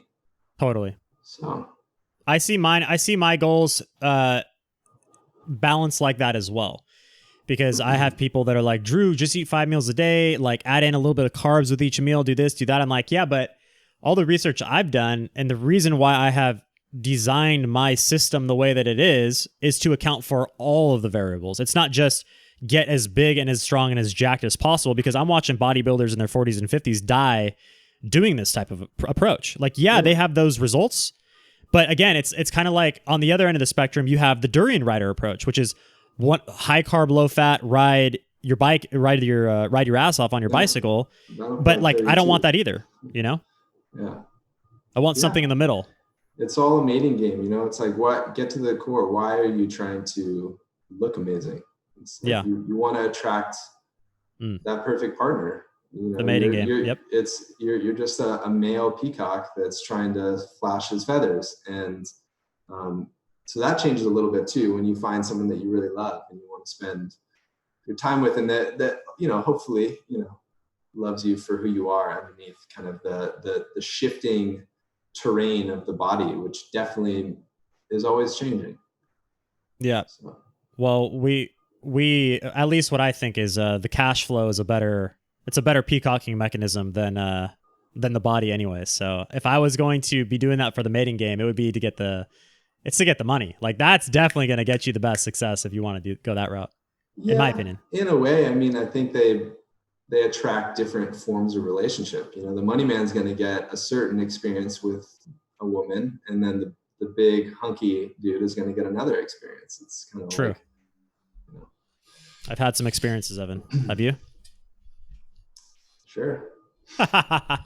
Yeah. Oh, yes. I agree. And I do think a lot of that has to do with the mating game. But I also take into consideration, like, what would I be doing if I was the last person on Earth? Like, if I was the last person, would I still be doing this? If I was the last person on Earth, would I still want a Porsche 911? Yes, I would. Because I would want to drive it for myself. It's literally not to peacock. Would I still do like calisthenics at the very least for like basic fitness, like Will Smith and I Am Legend? He still keeps himself physically fit so that he can survive on. Like, that is how I envision my fitness. It's more of like a, what do you call that word? I'm blanking right now, but it's practical. It's like a practical fitness. Yes, it's to look good in a certain way, but it's not, I'm not going all out to that extent to have maximum performance. Because if that was the case, I would just go do steroids to get the maximum performance. There obviously is another component to it where there's like health, longevity. I want to feel good in my body. Because I've done the get big, get strong approach. I've gone up to 183 pounds on my frame, which I was definitely a lot of fat, but damn, I was strong, My arms were bigger, my face was puffy, but yeah, like I had that power, you know, and there's a lot of guys who will sacrifice the feel good approach and they don't care about carrying extra body weight. They don't care how they feel. They just want to be the biggest, strongest guy in the gym, and like they'll go that route. And I can go to my gym right now and the squat racks will be full of people that look like that.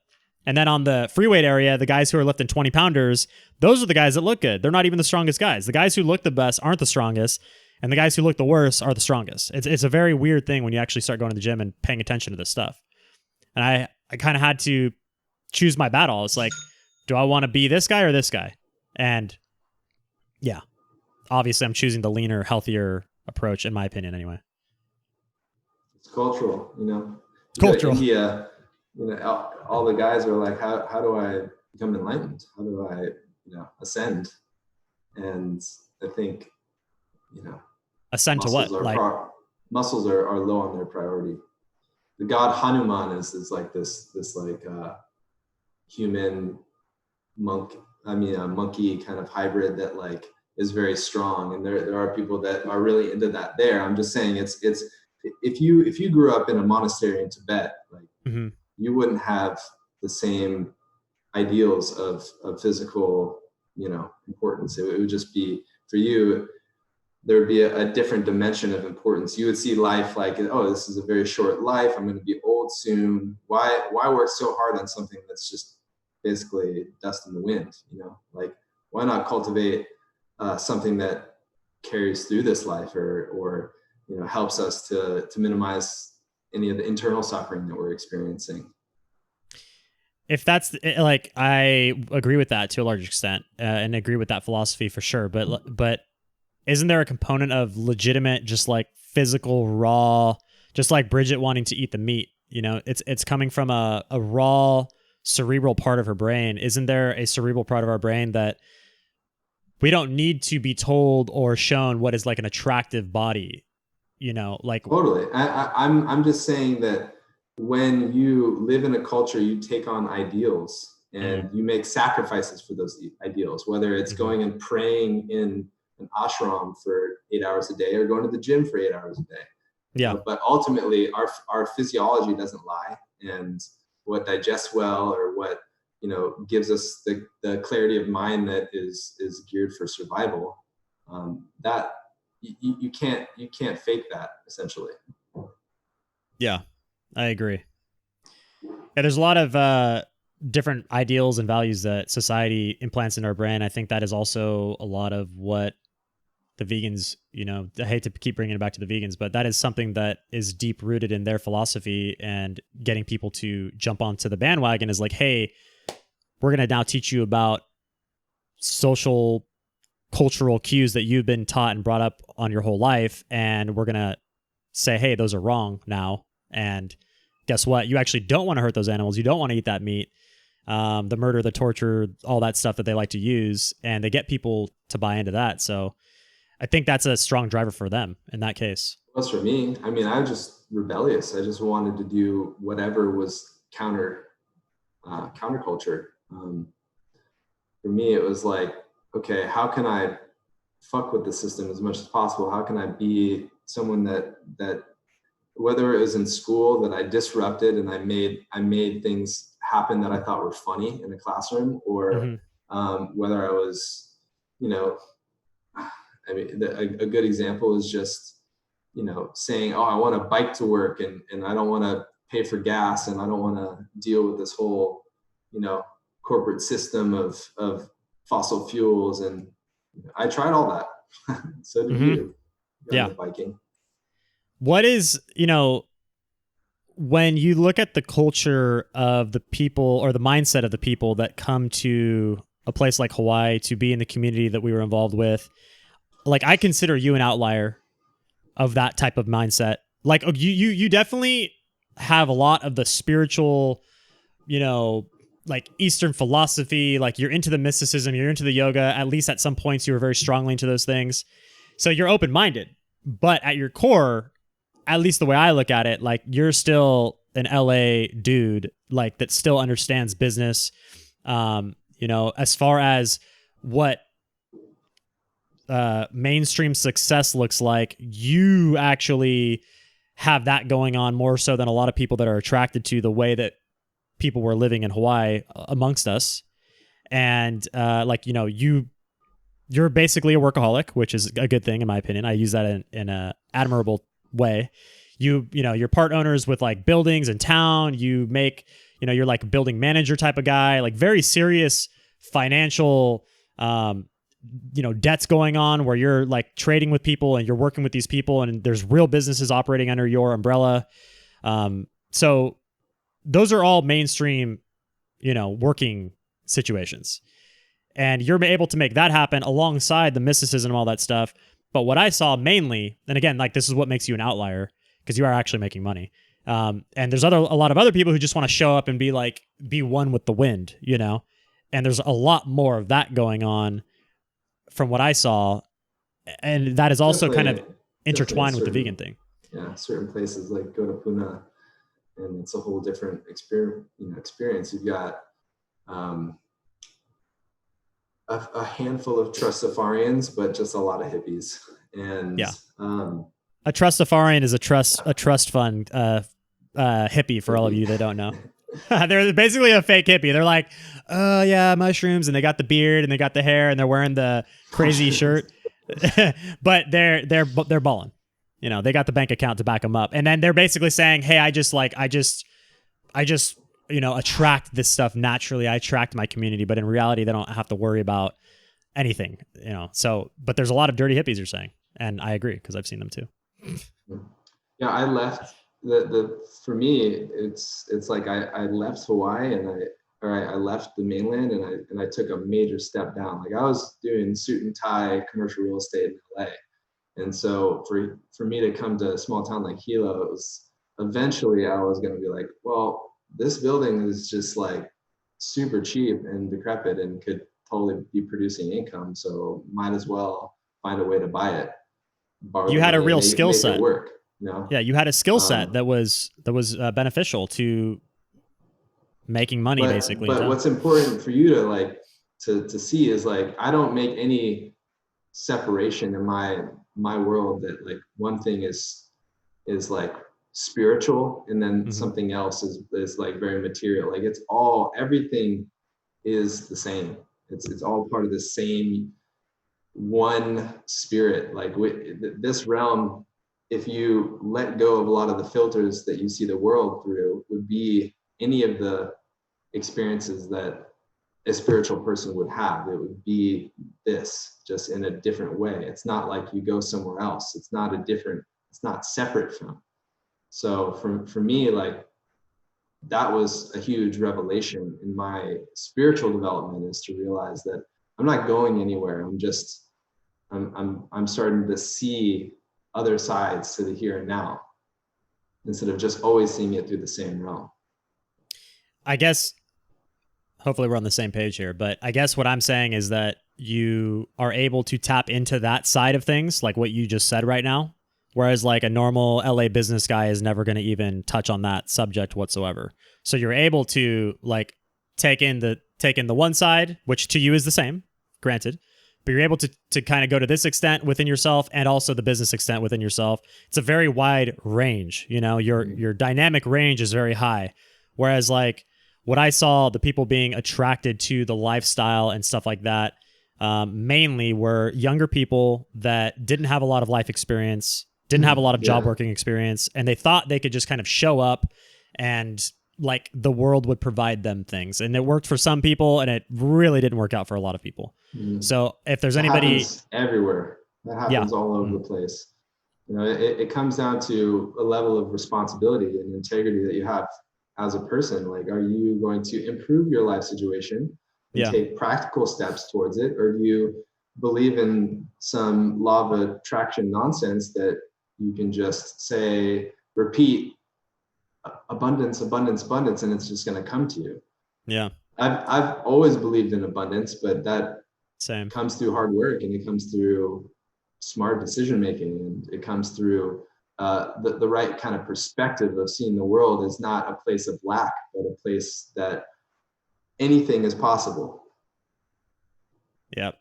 Agreed. Like for instance, you and your channel, Drew, like don't compare yourself to anyone else, and just see like, am I able to, to have conversations with people that I find interesting? Am I able to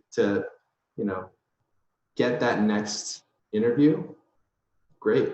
That's a starting point, and put all your intense focus into that. Don't necessarily say, well, what am I going to do in 6 months from now? Who am I going to find? It's like, no, the universe will deliver what comes down the road. You just show up with enough awareness in this moment, and that is what is setting that trajectory to something much bigger and grander. I agree. And I have seen that. And there's been times like doing this process that, especially months ago, where it was a lot harder for me I was getting interviews with people, and I was talking with awesome people, huge names and stuff like that. But the whole process was just harder. I sucked at making thumbnails. That was hard. Like every step was harder, and I'm not saying I'm amazing at it now, but at least it's faster. I can use my brain to text on Instagram and get other people involved in this whole thing. And I don't know how I got lucky enough where people are willing to come on this tiny show and speak, because like it's not going to do a lot for them, and nobody has asked anything of me. There hasn't been one person who's like, yeah, I'll come on your show, but like, what about this? Like, what are you going to do for me here? And all right, who's going to help Drew with thumbnails? Someone speak up. I'm going to take a fee. You can answer a question. Go for it. What's going on, everybody? Let me catch up with the chat a little bit here while Evan goes to the little boy's room.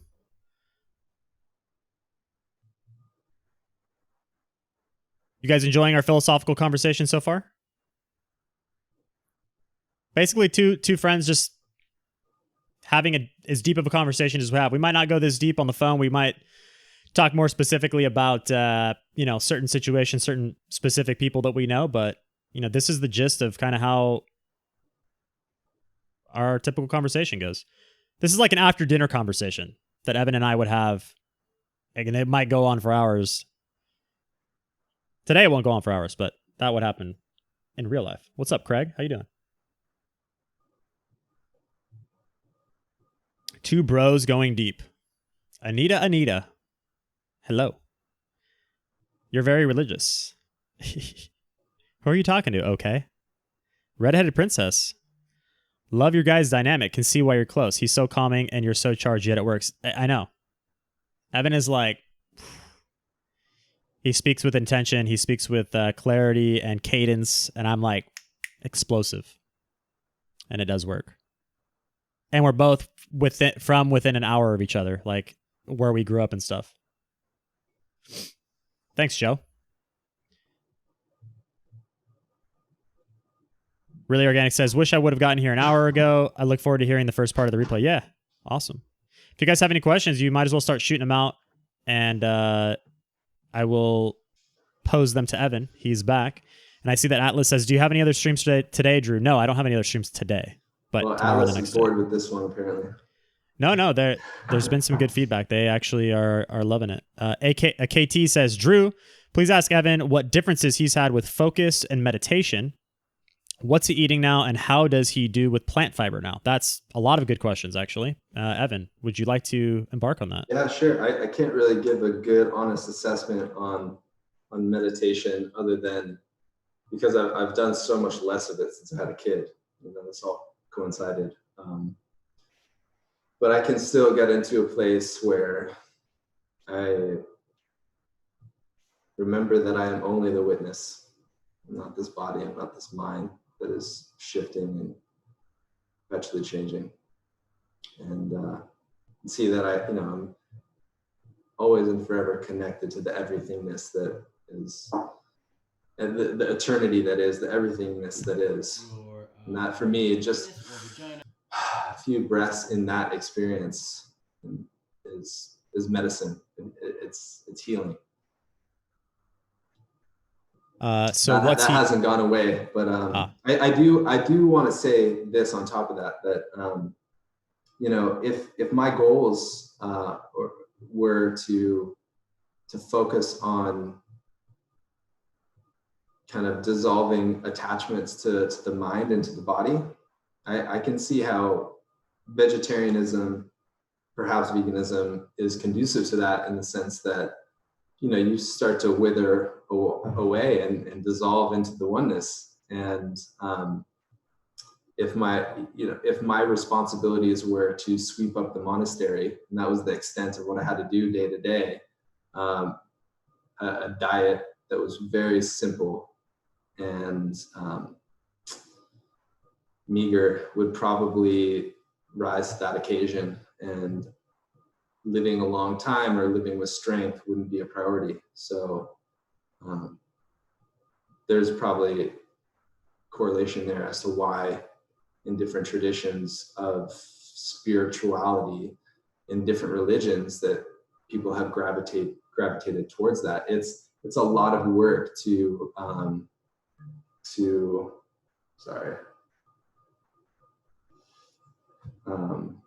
it's a lot of work to caretake animals, and it's a brutal process having killed them. It's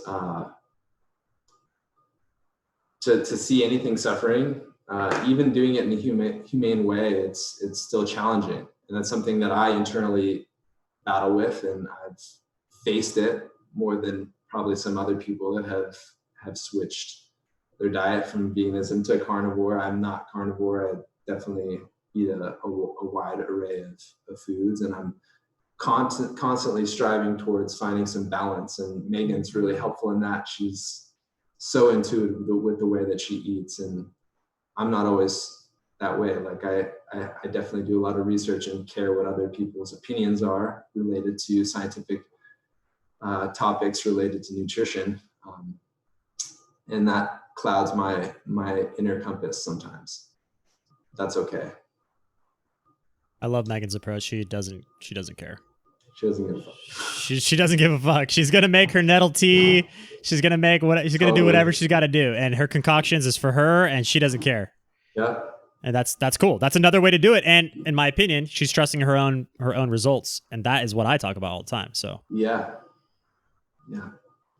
They said, "What are you eating now, and how do you handle plant fiber now?" Yeah, plant fiber. I'm sure if I ate a big bowl of raw broccoli, I'd struggle. You know? I think it's all moderation. Like, our body has an ability to deal with a certain amount of stress, and sometimes that stress is actually good for you. Sometimes, you know, having the hormesis of passing some cabbage through your stomach might be useful. I mean, you look at even carnivore, even my cats will go eat some grass sometimes. Like, you know, so why is it that we're so black and white, you know? Nowadays, I'm still totally experimenting. I go back and forth, and it's funny because I don't even want to say what I eat because it's always different. Sometimes I'll be like really stoked on, like, let's eat steaks for 3 days. And then I'll be like, fuck, man, like, I don't want any more steak. Like, no more fat. I don't want any of that. And for a while I thought that like eating too keto and like too much fat was making me constipated. And I was like, maybe I need some more plant fibers. And I go back and forth between carbs and macronutrients and all that stuff. I think eating what's in season, eating locally, eating fresh food that's not packaged in any way is more important to me than specific diet guidelines.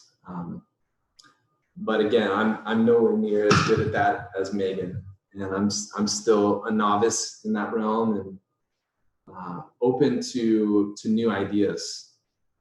I see there being benefits on every single diet. Whether you want to eat low fat, just be like, oh, I just want to eat some you know, beans and legumes, and just eat some shellfish and then greens, and then that's it. Or you want to eat really high fat greens and fish only. Like there's benefits to that. There's definitely benefits to eating just steaks, water, and salt. Like that's pretty clear that you'll you'll have some experience that will relieve some kind of symptom because it's the ultimate elimination diet. For me, that carnivore hasn't been, and I read Sean Baker's book, you know, like I'm pretty educated on it all, and I've watched a lot of YouTube, and that's probably not a great source of information because everything is on the internet and YouTube. This stream is listed under entertainment, by the way. Yeah, this is entertainment, and I think we entertain ourselves with food just as much as anything else. So I've entertained the idea of, wow, maybe just eating that way would work. Haven't had a whole lot of long-term success with it, and that could be more to the fact that I just like variety and flavors and different things, and I was raised by a mother who was like, I'll never miss a meal. She just loved to eat that much, and she just always, you know, I remember when I was doing my intermittent fasting, she's like, you're just crazy. Like, I'd rather die a decade younger than do what you're doing, you know? That's tight. But we don't listen to our elders, right? Nah. We got to figure it out for ourselves, especially men, I think. We're just like, nope, we're forging this way. Yeah. And we're wrong, and we'll go this way, and we're wrong, and we're this way, and we'll go wrong, and we're wrong, whatever. Yeah. I'm pretty certain, though, that like my ancestry is probably among the least likely to succeed on like a vegan diet for many decades.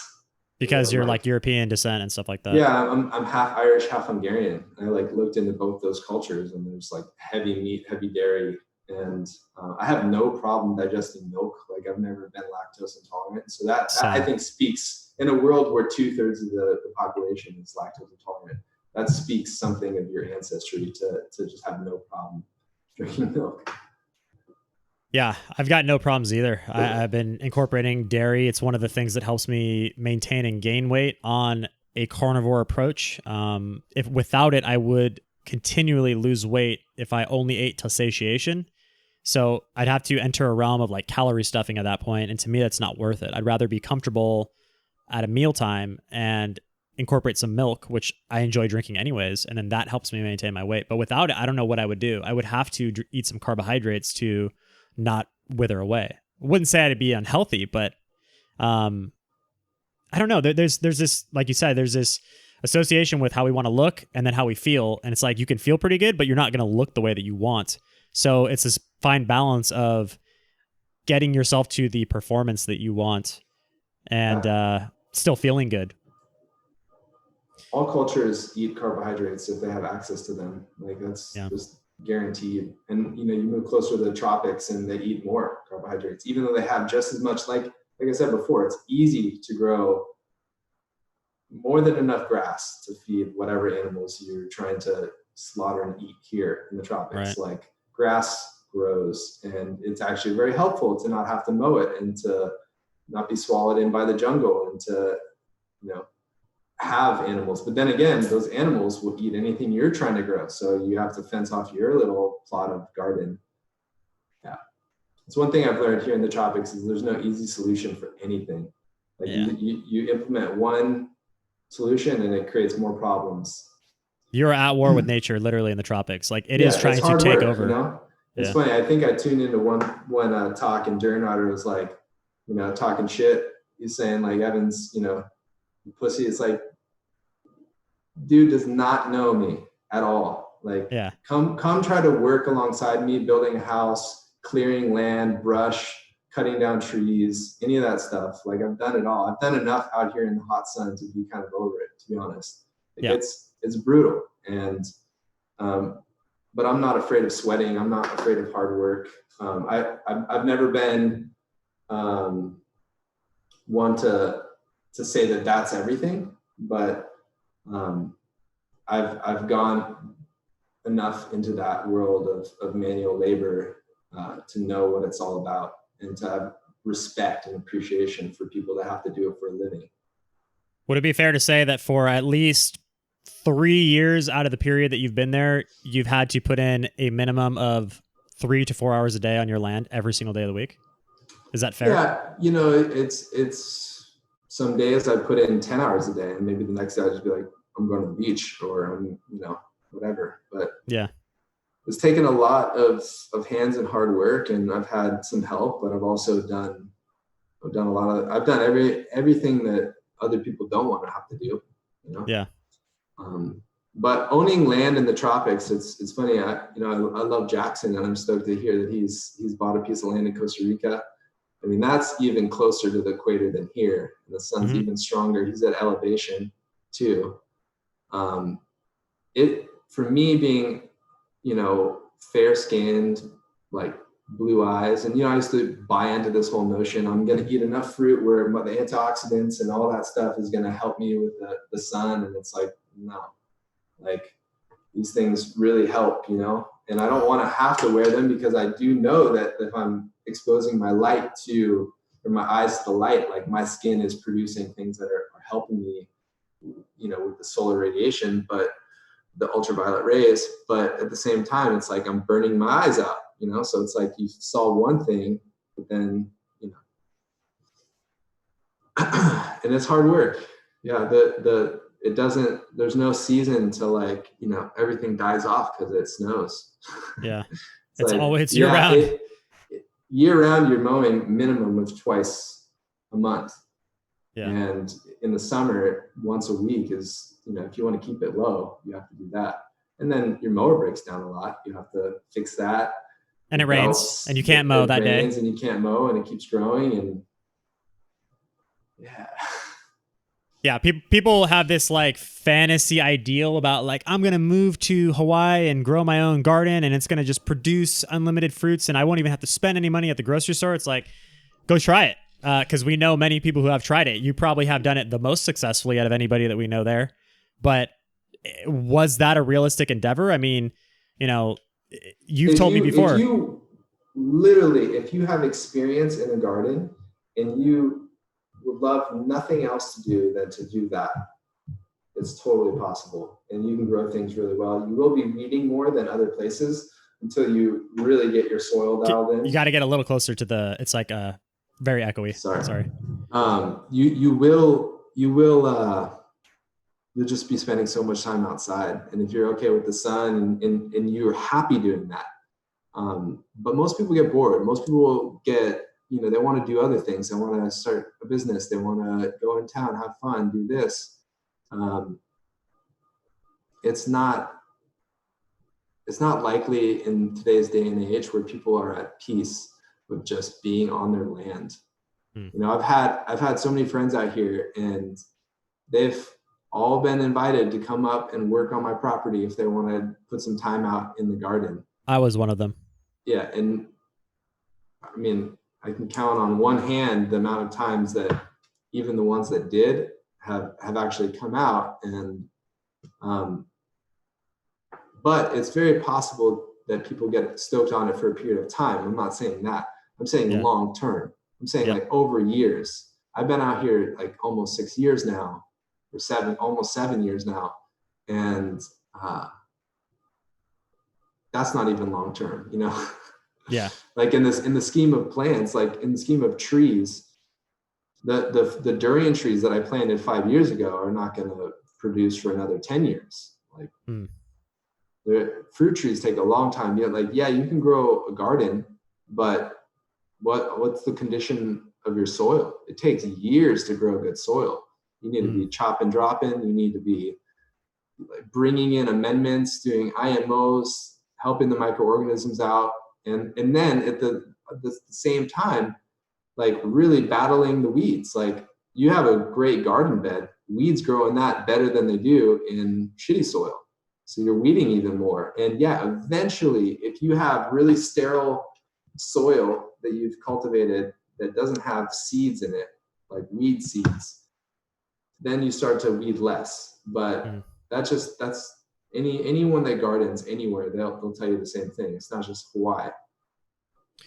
I wanted to make a comment. This is going to sound random, but it was back when you mentioned about the never packaging of foods. I wanted to make this I'm like anti, conspiracy hippie stuff that everybody knows that about me. Like I'm not a chemtrail dude or anything like that. But when it comes to packaging of the foods, some of this factory farm meat I buy, I can literally taste the plastic packaging when I'm eating the meat after I cook it. So that is a very real thing that I think is a very understandable thing that I would like to get less packaging on my food even because it's can physically taste it. They can measure plastic falling in the atmosphere in the remote mountains of this world.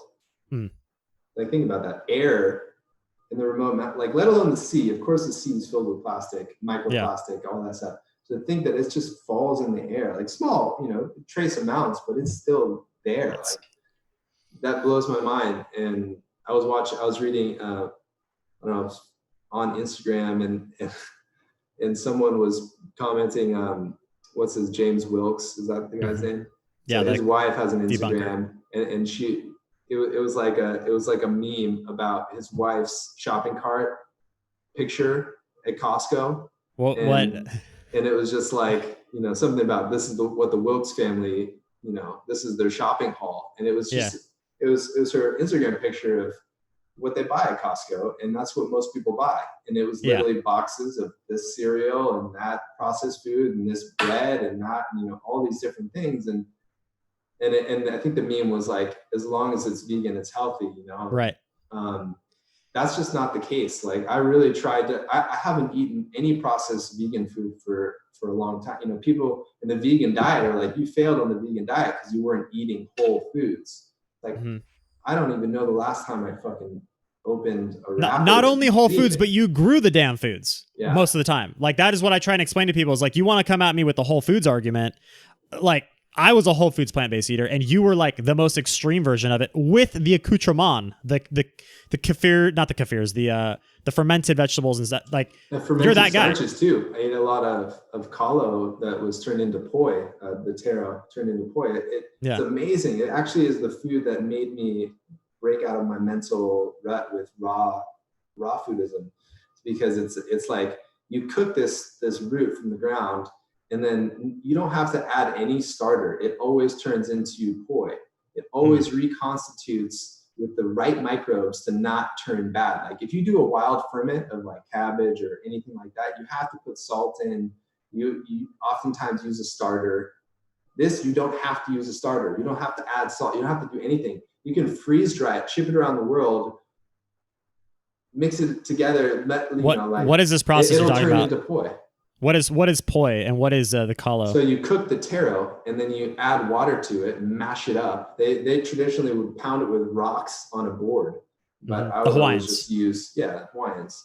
The Hawaiians were these beast people, by the way. They were superhumans. Like the records of them, being like just huge is pretty impressive. And they're probably eating this, taro turned into poi, which is it's fermented. So some of the sugars have gone away. It's not as sweet. If starches can be sweet, it's not as sweet, but it's more digestible. That's why people do it. You have the microbes help you, but they're also eating probably a shit ton of pigs too.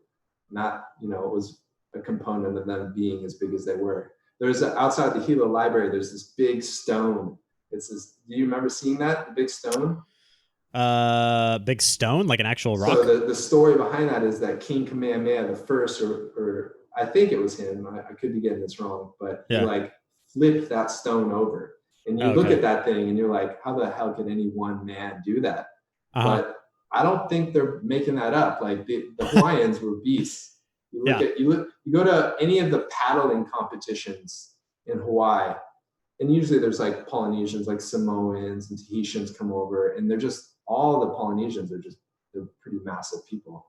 Yeah, and they even say that their bone structure is thicker. It's like a known thing in MMA that their skulls are thicker. They're literally harder to knock out in terms of fighting. So, yeah, I wanted to shout out JG Lee, if you're still around, man. Thanks for the $5. He said, much respect for Evan for putting his kid before ideology. Best dad in the world. He said he sent that a few minutes ago. I wanted to make sure to acknowledge that one. Okay, thanks, man. Somebody said, please ask if Evan, if he has chickens or anything now, bees, if Hilo permits it, will he do so? Yeah, we've had bees for years. Harry on the property is president of the Big Island Beekeepers Association, and he's got 5 hives on the property, or 4 hives, and we always have more honey than I want to eat. And we do have chickens. I get about maybe like 10 months ago, I got chickens. Mm-hmm. Started off with 5, and then I got another 6. One of them didn't make it, so now we have 10 total. Those ones I got off as chicks. The other ones were like 4-month-old pullets. We get eggs from them, and yeah, I let them out in the morning, and they're free range, and then I come back at night, put them back in, and it's beautiful. They stink sometimes, but I've got a Korean natural farming living floor, and that kind of helps with the smell and the whole vibe. But I was recently over at a friend's house. He's got about 70 chickens. And this guy is awesome. He's a really nice friend of mine who was really big, in the raw vegan scene back in the day in New York City, almost before the whole YouTube thing. Like he's old school. And the other day, him and I killed right before Thanksgiving a duck and 5 chickens. And so that was a process that we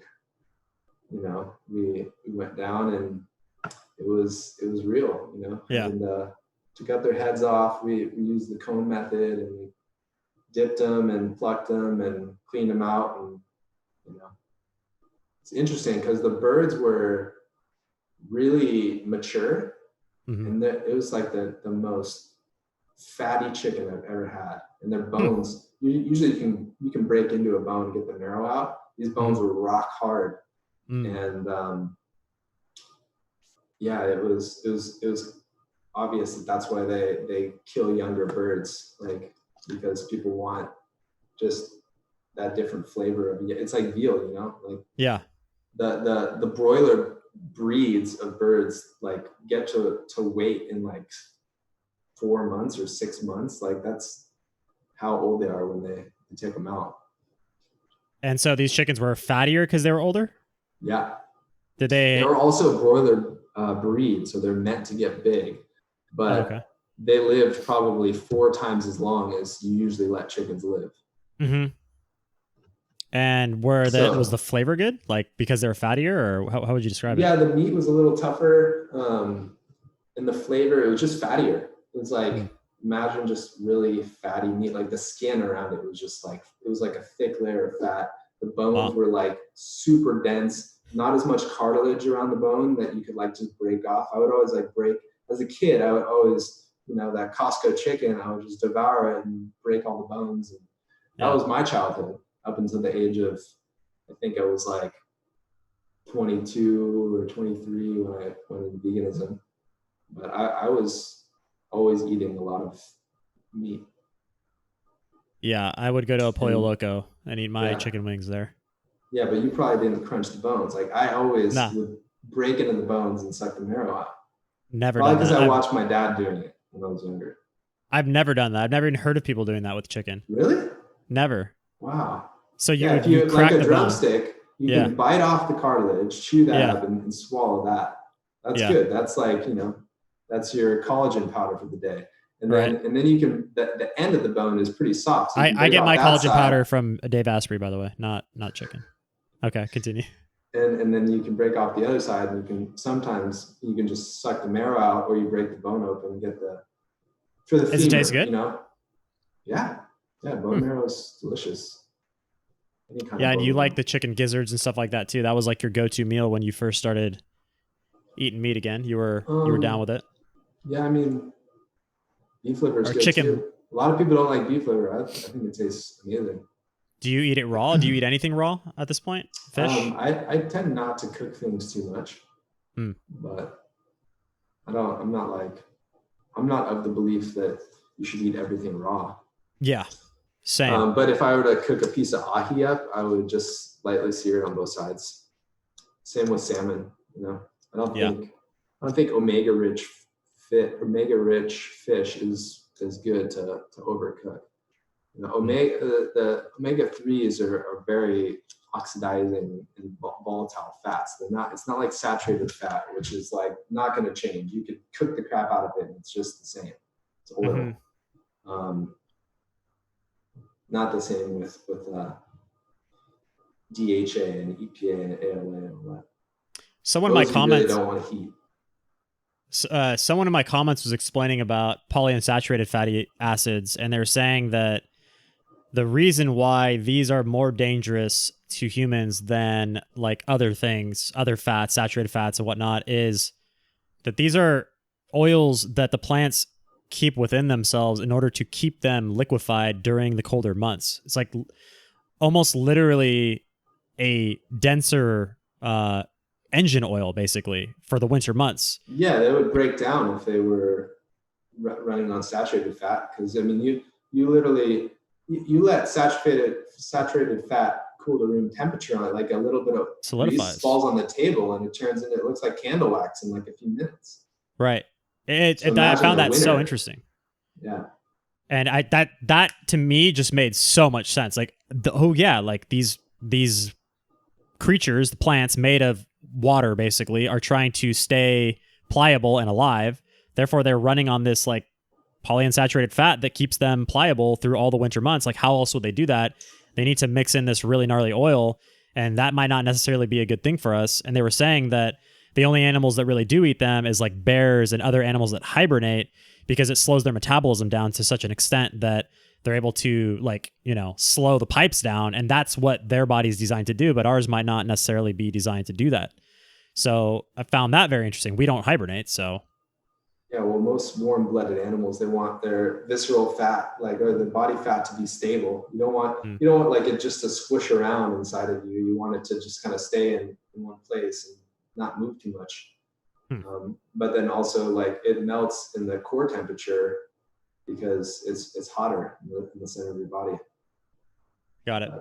I'm not convinced. Like, I've watched so many different videos of people explaining how, yeah, all these different vegetable oils are what's really causing heart disease.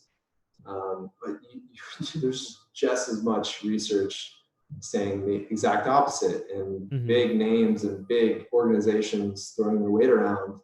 And so I just reserve the right to be ignorant and to say, that's how I roll. Somewhere perhaps there's truth to both, and we don't fully understand it. I do think that, yeah, some olive oil is probably not bad for you. Like, yeah, it's I think cooking them is questionable. Cooking them, to me, is questionable. Eating them raw, yeah, totally.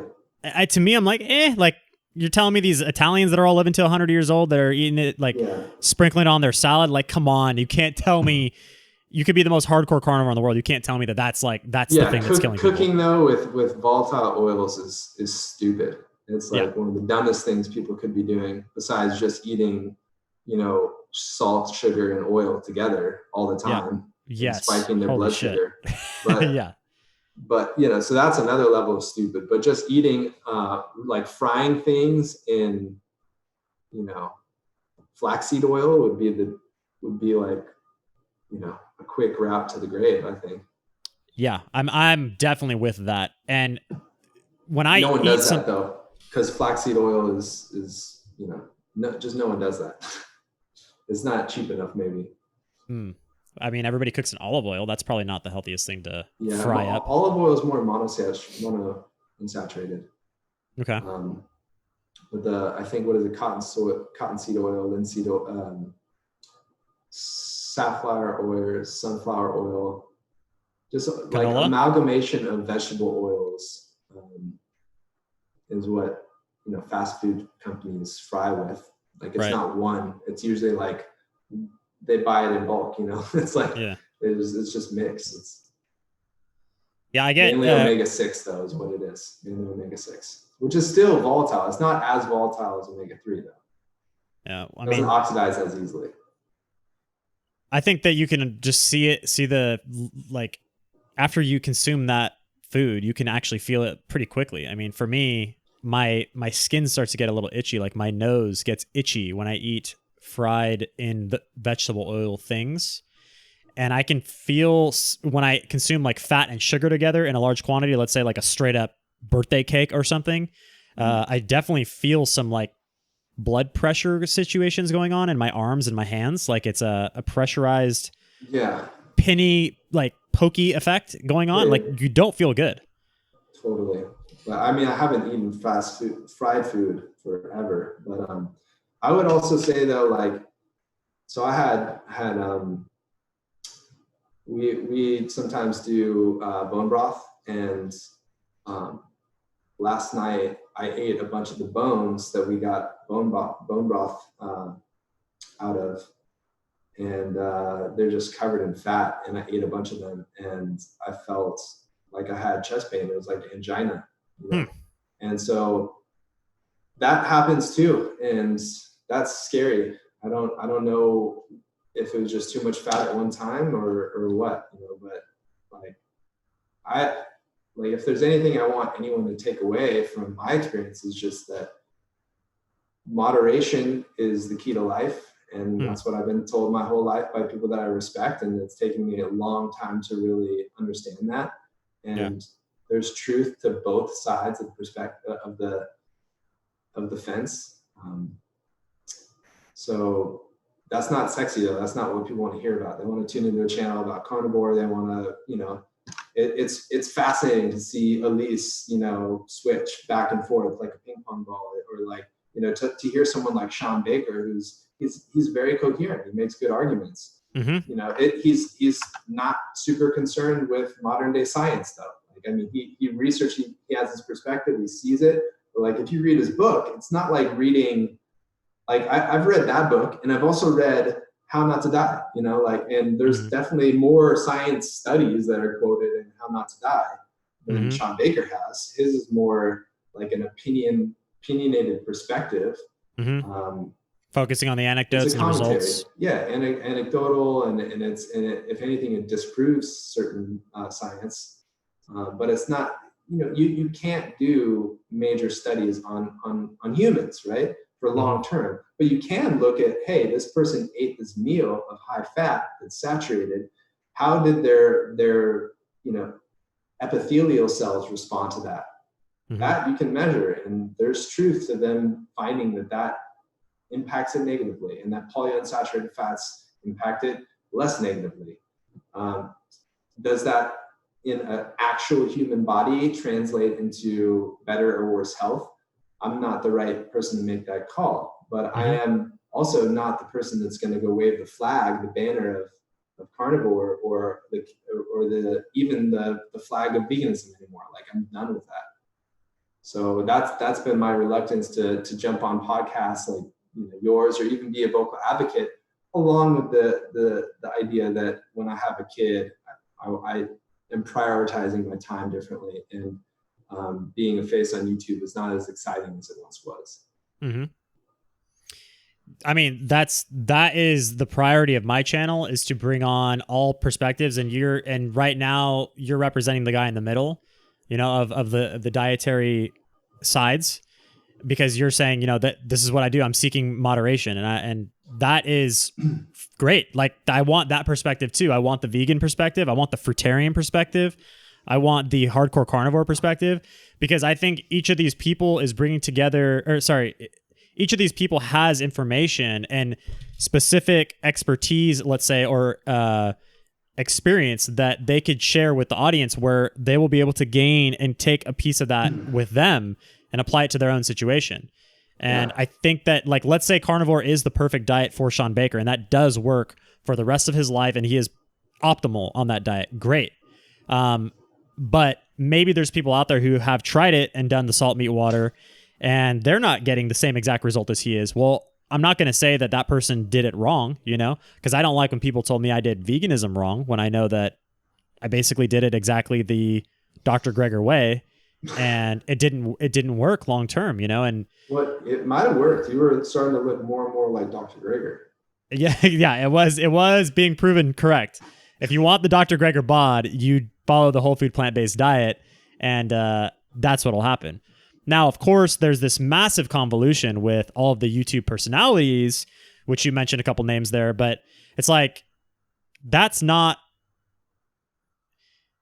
their focus. They're not even claiming to be experts in this. They're not the people who you should be watching for to mimic their diet or lifestyle, unless they're showing consistent results over a long period of time, and they're showing some will to become at least educated in the area. Like, people are allowed to try whatever they want. You can share your journey. You could do a 30-day trial on something. You could do whatever the hell you want and share it to YouTube. And I think that's perfectly fine. But, and to some of these people credit, they're not trying to say, hey, I'm the expert, follow me. So I think people should actually listen to that and not be like, oh, this person did this, I'm going to go jump on board and do that too. That's stupid. You shouldn't do that. Yeah, and even if you do, you're still going to get sick at some point. You're still going to grow old. Yeah. You're still going to die. You know, the people that are hot right now, it's like, well, what happens in 10 years when there's a whole new crop of younger, fitter 20-somethings that think that they know everything. Yep. They're the ones that are going to be much more vocal and out there trying to teach the world, right? Well, then the veteran is going to be that mild-mannered middleman approach, and they're going to have to, you know, be like us now, saying, hey, we did this one way for 10 years. And now we're saying, hey, maybe moderation is the key. Like, I'm open. I'm like, yo, I eat candy sometimes. I eat energy drinks sometimes. I'm not saying what I do is please mimic me. I'm the health guru here. I like that about you, Drew. I think that that's healthy. And, you know, having monsters and having Jolly Ranchers is not healthy, but it's healthy to have the perspective where you let yourself do that if you want to. Yeah. So to me, I just feel like being transparent is important. And I think some of these personalities are transparent, but I also think some aren't. You know, like, I don't know how much vegan YouTube you watch these days, but, you know, I think there's some people out there that are struggling on a greater scale, and it has to do with their diet, and they don't want to be that next ex-vegan because they basically built their channel on vegan bashing or vegan pushing veganism to begin with, and that gives them an instant fan base. You know, if you go vegan right now and you say this diet rocks and you're a bodybuilder, like, you're going to get instant fans and recognition for that because there's so few of those people with those type of results. Like, that should tell you something, you know? If you can create a channel and a fan base overnight just because you have a good physique, and you happen to be vegan, well, like, that shows the demand for that. It's so rare that you become a celebrity. Yeah, and I mean, even just like, I watched your Rob Bliss, and just having that ideology that he does, that I actually did. You know, I used to think that, okay, fruit is the one food that actually wants to be eaten. You know, eat vegetables, you're killing the vegetable, you're killing that plant for the most part. You can take a few leaves off, but you take too many off and that plant dies. It definitely doesn't want you to be taking its leaves off. Obviously, you know, no animal wants to die, wants to live, doesn't want to be killed. That on an existential level makes a hell of a lot of sense. And there's so many arguments that he said that were talking points that I said online literally like 8 years ago. Or actually longer. I mean, I think it was 2019. It's like 10 years ago when I started. I was eating bananas and doing triathlons. Yeah. And it works, you know, it definitely works when you're young, but, you know, I'm 34 and things catch up quick. And as far as being like a bodybuilder vegan guy, it's like, I've never ever seen anyone that hasn't built their muscle or built a strong framework on non-animal foods. I've never seen it either. It's just like kind of unheard of. But maybe that's just because the world we live in. I don't know. You know, I'm open to letting more people come out and say whatever they want to say. It's fine. Show us, you know, prove us wrong. That's cool. I read this book recently that I thought was pretty interesting. It's called Deep Nutrition. I think the author is like Catherine something. She's a well-educated lady, and she talks a lot about, you know, epidemiology, or the epigenome, and how it is that our diet and our lifestyle influence how our genes are you know, organizing our body and our brain. And you look at any long-term, you know, culture, and they have a strong tie to fundamental nutrition principles that are often passed like by the elder women that are like these keepers of wisdom of how to extract the most nutrients from their food.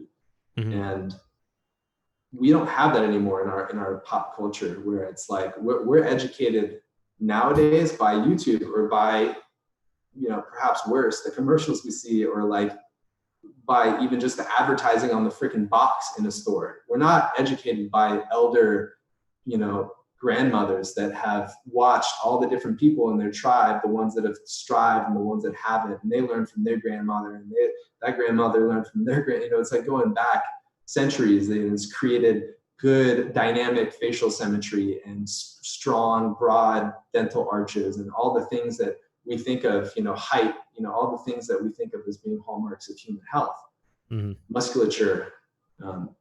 That's not part of the conversation in the modern era of packaged food, where your average kid, I mean, we have this shit subsidized in schools, where they're literally, I read an article recently where the school gets more money if they turn in more, like, you know, bottle caps from sodas and like, you know, little coupons from the back of like a freaking, you know, like Pop-Tart box. It's insane that we allow this to happen. Like, for me, the thing that as a father now gets me riled up is to see how people are just more concerned about their health and their image than the next freaking generation, these young kids that are growing up around this. Like, how can we be, why can't the conversation be, how can we be better role models for them? Not how can we be better looking for our own selfish interests? Yeah. I mean, when it comes to the ancestral passing downs, I want to say two things about that. Like, number one, if we backtrack like 1,000 years, when we're all just, maybe longer than that, 10,000 years, I don't know. We're all just in nature. We're in a 150 person tribe, right? There's no electricity. There's nothing like this. We're not eating for, we're not being sold foods for any type of financial profit gains. And we're not concerned with any type of ethics, right? We're mainly concerned with survival and what works. And all these things that are being passed down, it's honed through the natural evolutionary process, survival of the fittest type of situation, where, you know, we choose the best foods in our surrounding for us because that one made you sick and that one made you stronger and bigger. Good. It's like very simple, you know, good food, stronger, bigger, longer life. Good. In Sean Baker's book, he talks about the mammoth hunters, and yes, you know, they're so tall and all that, but you know, where are they? They didn't survive because all the mammoths are gone, you know? Right. It's like the Comanche Indians, they were brutal bison hunters, amazing horseback archers. It's like, you know, we have to adapt, and sometimes our adaptation is not leading us towards bigger, stronger muscles. It's like saying, okay, we got to get through this next winter. Like, let's store some grain or whatever, you know? And I think that the people that we are descendants from have had to make compromises over our ancestry just as much as we've done what is the best that we can to be healthy, essentially. Yeah, I guess that is a good perspective for survival. Again, with sometimes it comes down to that, like the potato famine in Ireland, when they had to basically eat potatoes only or whatever the case is. But I think when we look at a really strong look at the biology of what we can handle as human beings, there's like survival foods, like the grains, and then there's like the building foods. And if we had access to the mammoths right now, like what would we really be eating? We'd probably go back to eating that super nutrient dense food if we could. Not to say that it is available or not, but I think, it's part of the conversation. It's like, what is economical and what is available? And like, I tell my people all the time, like, yo, I eat grain fed factory farm meat. Like, yes, grass-fed meat is available, but I can't afford that. I can't afford $18 steaks every single meal. That's just completely out of the question. So, but I want to make this point that, you know, a lot of the carnivore people are like pointing to this ancestral lineage and saying like, this is something we should pay attention to. But they're the same ones that will shit on concepts like Ayurveda or Chinese medicine that are very freaking ancient, you know, models of how one should interact with food, with herbs, with medicines for different conditions, for different health constitutions. And to them, it's just ancient garbage. Like, doesn't make sense. There's no use to it. But there's actually value in that. And if you can pay attention to the themes and derive some unbiased wisdom from it. It talks about how we can actually learn from plants. Like they can teach us things. They can help us. It's not all oxalates and lectins and salicylates, histamines. You forgot the Goji Man song, dude. Yeah. And same thing with Ayurveda. It's like, yeah, some foods, I will tell you, I'll be the first one to tell you that there are some foods that perhaps might be more sattvic. They might be conducive to creating an internal landscape that is more, and they use words that we don't have that are Sanskrit, but we translate them into more airy or more, high vibration. But you go eat only fruit for certain periods of time, and you'll have a different mind than if you just eat meat. And the frequency that you perceive the world at when you are on that level of just being a carnivore is much more like practical survival, like no, woo-woo, fluff, like you're seeing, look at Sean Baker. He's an embodiment of that. Like the testosterone alpha. It's like alpha, kind of like, that is that. But that's not all there is to reality.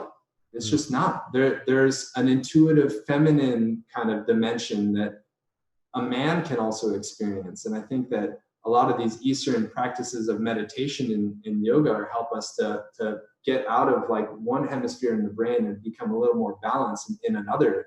And I watched that happen within myself. My body became a little bit more feminine. My mind started to see things differently. And you could label that as good, or you can label that as bad, depending on your priorities. But one thing that's certain is that my experience wasn't just a fiction. It wasn't made up. It was Correct. real. Like I was actually experiencing that. But from the outside, I experienced that on the juice, by the way. Yeah. So I got a good sense of that on the juice fast. From the outside, from someone who's never had that experience, it's like trying to describe to a blind person what the color blue is. You can't, right? Mm-hmm. So we look at raw bliss and we're like, you clearly see all these ways. And, I see like Tristan talking, to him and genuinely being concerned and like having compassion for this young kid that could end up in a sore state. But the experiences that he's having are not just sugar high. Like they're just let your mind be a little open to the idea that there can be raw bliss. Yeah. You can from eating raw food have a blissful state that you might not ever get eating steaks. I'm with that, dude. Like I back that. Know, and just from a practical standpoint, I've never had any food as good. And I'll say that I've had amazing steaks, and I've had, creme brulee in restaurants. I've never had a food that tastes as good as after being raw vegan for a number of years, eating low fat for a number of years, and then having some of the world's best durian. Yeah. Durian's it doesn't taste that good to me anymore. Like, honestly, I'm not that excited about it. Like, I'll have it and it's like, it's good. It's fat and sugar. I mean, it's like fruit's good, but then it was orgasmic. It was like a whole nother level, because it's like, man-made snow on a mountain. It's not nearly as exciting as that powder that's just fallen for 3 days. And now you're getting the first gondola ride to the top, and you're going to strap in and float down this cushion of pillowy you kind of put yourself in this ditch for so long on the deprivation essentially of the fruit. And yes, it does give you this perspective, but at some point the physical being is going to say, hey, you're like, hey, I'm drowning. Like swimming underwater is amazing and you're fine until your oxygen starts to run out. And it's incredible, this world underneath. I would love to live here, but guess what? You run out of oxygen. You got to get back to the surface. And that first breath of air is what that durian is to you. Because it's like, it's like you could explain it away. Like you just needed more fat, you were deprived of these nutrients. But what I was trying to say with the snow metaphor is that nature makes it best. And like the texture that is created, you can't just copy that. I can't just go whip some oil and sugar together and it's the same. It might hit the same receptors, but the whole package and transcends just your sensory experience. It's also the idea that this freaking amazing miracle symmetrical fruit fell off a tree. Like this is like some psychedelic stuff. Like this thing looks like an alien egg. Like what is this? Yeah. And so I'm just saying that I get it. I get both sides, and I've tried both sides, and I understand where there's confusion, where one side is just like, why is everyone not doing this? Because this feels so good. And yeah, you definitely start to acquire a taste for steak if you eat it enough, and you're just like, that's all I want. I don't even really want any of the greens anymore. But I think the same thing is true for fruit. Definitely. It tastes better when that's the only thing you eat. Yeah. And you made a point a while ago in this show was about the withering away effect. It's kind of like maybe that's what's bringing you closer to your own self, your own consciousness, is that you are withering and you're in that state. It's like a very slow amount. So obviously, like if you get shot and you're bleeding out, you're not going to have like a good experience. But if you're like in this slow, some people do. I mean, go read near-death experiences. Yeah. When you look at anyone doing a 40-day water fast, it's like they start to become Jesus. Yeah. Look at Tim Sheaf. Like it just happens. Like you are starting to merge with and that's okay. I mean, we all have to go on that route of that journey eventually. Yeah. Because whether or not we, what I think what happens is the body starts to, have all these inflammations and just like extra tissues that are not functioning properly, not working. But largely it's just that we don't assimilate and digest what we need out of the food anymore. So our body is basically towards the end of our life, the very end of our life, we are fasting basically. Yeah. And it's not that we're not eating, we're just not getting anything out of the food anymore. Yeah. So. Yeah, man. The meat thing too, like it gets you grounded, like you said. And like, let's say you're on the carnivore and you're the embodiment, you're the alpha, you're the strong, big, buff dude, and you're just seeing things in such a linear black and white way, like let's say a Sean Baker. Not that there's anything wrong with that, but it's interesting that sort of alpha way is like the quintessential attractive mate ready product. That is like the life creation product, which is like the meat, the straightforward, and then like the water fasting is the life extinction product. And we can choose to do one or the other. We could be on the raw bliss train, fruit only, and we have this slow process of the life extinction where you are, the guy is withering away. Eat meat, make families. I mean, exactly. There's truth to that. Like I don't know. One thing. Evan threw. Sorry, I got to read this comment. They said they're laughing. They said Evan threw a flip on that bleeding out analogy. Yeah, I mean, near-death experience. Like you get shot, you're bleeding out. You might have the trippiest, best experience of your life in the last 5 minutes, and then the doctor brings you back to life, stitches you up. Sean Baker's there in the emergency room in the war in Baghdad, and he fucking takes you. That's right, and he brings you back to life, and you're like, whoa, that was crazy. Was it the drugs or was it my near-death experience? But anyway, so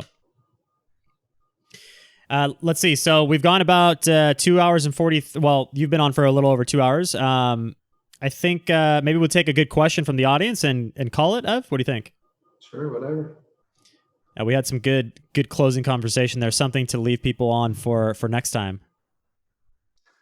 Evan's addicted now, guys. He's addicted. I'll get him on again. Don't worry. It was hard. It was hard to get you on. I asked you. Drew was born to be an MC. Like, look at this. I asked you what, three, four times casually. Like I wasn't ever pressuring you. I was just like, yeah, come on the show.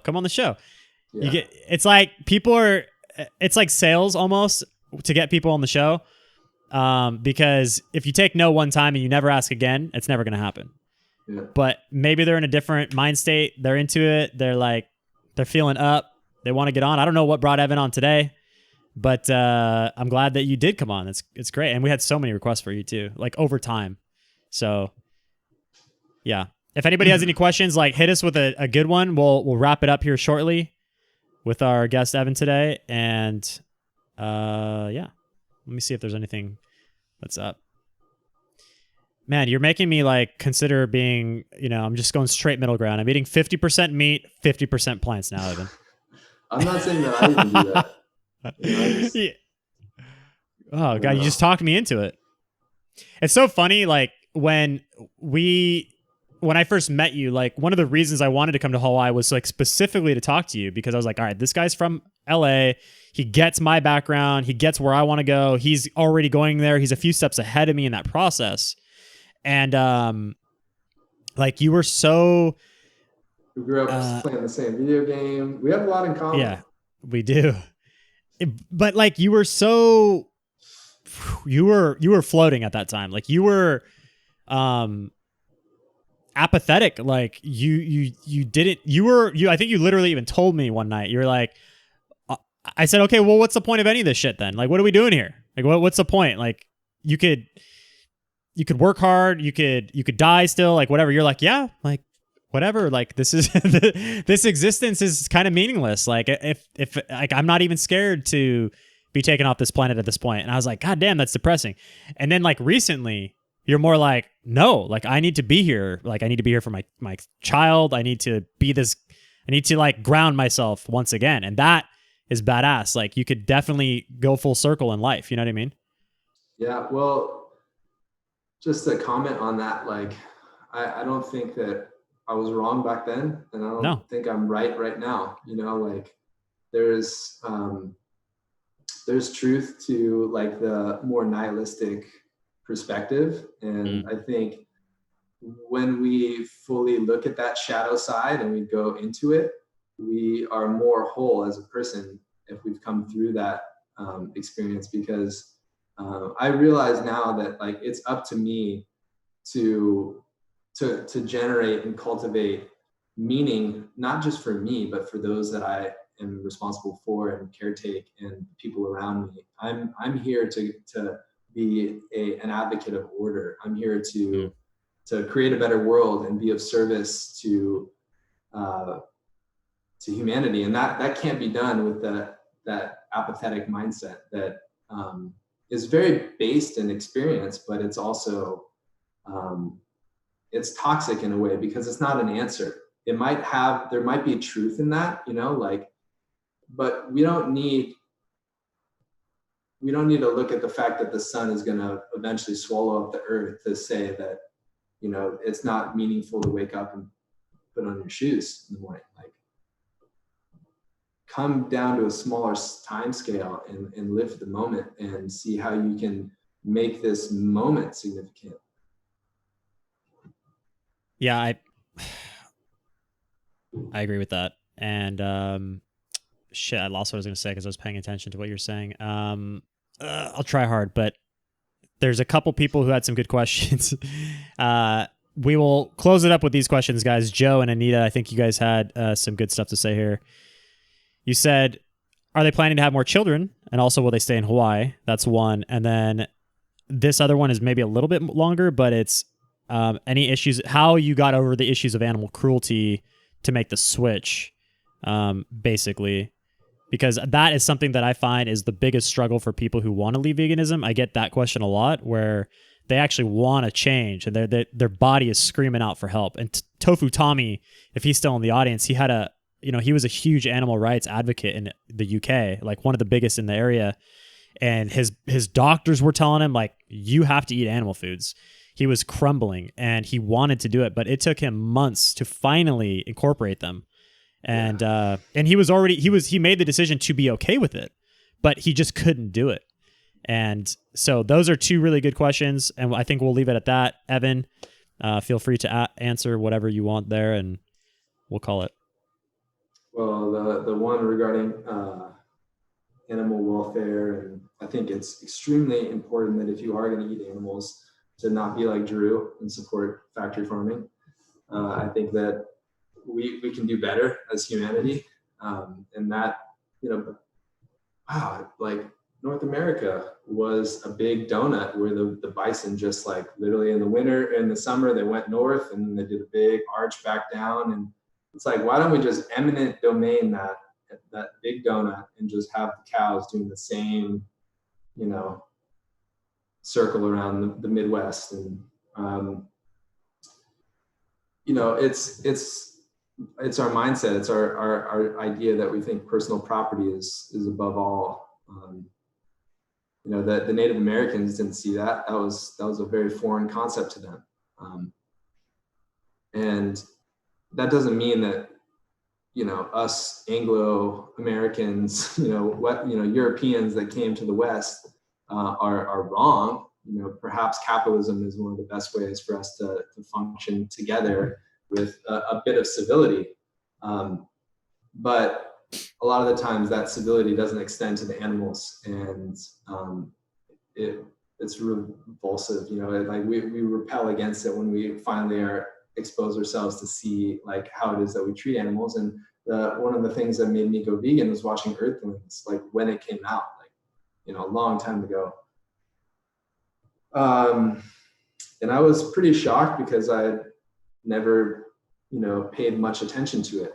And I didn't eat with gratitude, and I didn't have a practice of gratitude. I wasn't taking a moment to just be thankful for where the food came from, whether it's animals, or plants.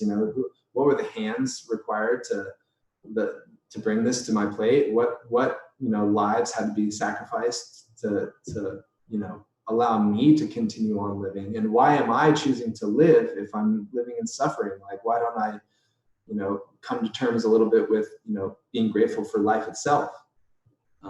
If we can see our food as nourishment and be grateful for it, and use the energy that it gives us to hopefully have some purpose and have some meaning in life, if we can find ways to be of service, then it's all part of the same process, and it makes sense.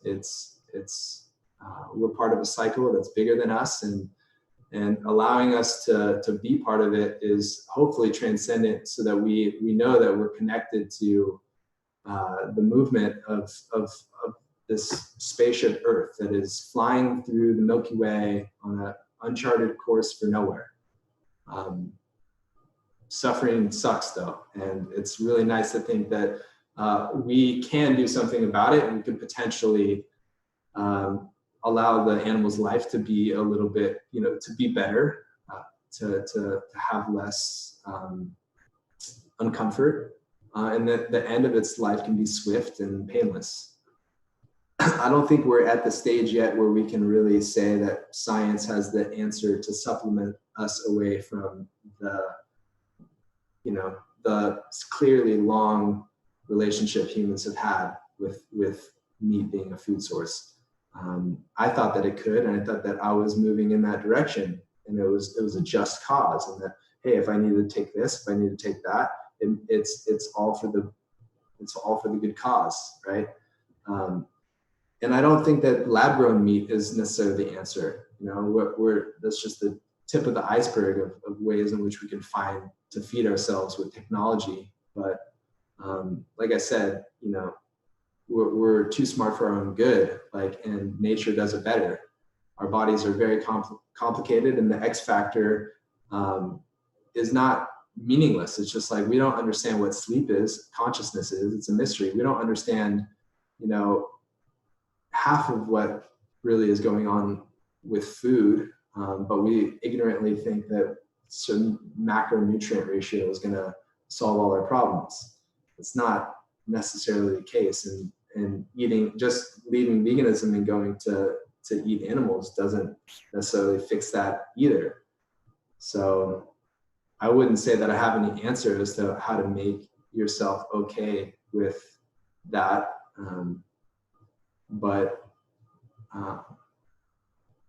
it's something to honor. And if it's something that if you're a very sensitive person, and it's something that a hurdle that you can't jump over, then there's a community for you, there's places for you, and you don't have to. It's up to you. But if you want to, just know that you're worthy. Like, you deserve to nourish yourself and to be here and to contribute to life. And I think there's an order to the universe that honors complexity. And the fact of the matter is the human mind is extremely complex. It might be the most complex thing on the planet. And to utilize that mind properly is the closest thing I can think of as being a virtue. So nourish your mind and use it in a virtuous way, and forgive yourself for not being perfect. That's good. And What was the other question? Are you guys going to have more kids, and are you going to stay in Hawaii? Good questions. I don't see us being in Hawaii forever, but I'm not like prepared to make that determination yet, and we're still open to whatever course is charted for us. The kids, that deep nutrition book that I read talks a lot about how depleted a mother is after giving birth. And I think Megan probably was more depleted than most because of, what her diet was like during pregnancy, even though she was having prenatals and all this stuff and you're trying to eat really well. But the kind of ancestral wisdom is to wait like 4 years, not to have kids back to back and pop them out. There's this thing called second sibling syndrome, which is interesting, where the hallmarks of good genetics kind of gets lost in the further you go down the ladder of kids. I'm a second sibling, so I think I'm allowed to say that. So whether or not that's true, though, it made us think that, hey, there's no rush, right? So, but Megan definitely wants to be a mom, or wants to be pregnant again. She is a mom, and we don't know exactly when that'll happen, though. Awesome. Well, she can definitely a handful to have one child. So the idea of having two, or let alone two at once, and having twins, it's just like, crazy. It can fly if you live in a community, or if you have a lot of money and you can pay just for endless people to help you out, daycare, cleaners, cooks, and all these things. But when you're trying to juggle a business and you're trying to do all the things, caretake a piece of property, it all stacks up, and there's only so many hours in the day. Yeah. Well, appreciate the candid answers, and I think we will start to wrap it up here. So, man, once again, thank you for coming on the show. And thanks for having me, brother. Absolutely. Hope you guys enjoyed this conversation with Evan, and we will possibly see you again in the future. But if not, we will definitely be keeping in touch behind the scenes as usual. Right on. Aloha, right, everyone. See you later. Aloha. See ya. Okie dokie. Evan Rock, everybody. I think that was a really good explanation that he gave at the end for just a very well encompassed, well thought out answer to the emotional thing that I never really thought about. It's like potentially coming from a place where people are not feeling worthy, and they just feel like, why am I going to put myself above this animal? It's like, you're not really above or below it. You're just part of this system, and don't put so much weight on the fact that you have to consume that. And I know some vegans going to blow that out of proportion and be like, well, then why don't I kill humans? It's like, I don't know. I don't have that answer. But again, if you are going to go down the path of nourishing your mind at the optimal level, is harming your fellow man going to improve that function for you, or is eating animals going to improve that function for you? We have to just use a basis of common sense here. I think that's very reasonable. Evan is a very serene being. Yes, he is. He's always been well thought out and well spoken, and I think that he's even gotten better. So, incorporating his recent diet, and he's a bit more grounded, and he could just, he's always had a good flow state type of speech, but I think it's another level nowadays. Clown Mazard says, Evan seems to be very successful in an area of his life, and he also has good looks. Can't relate to his problems at all. Yeah, he kills it. He does really well, man.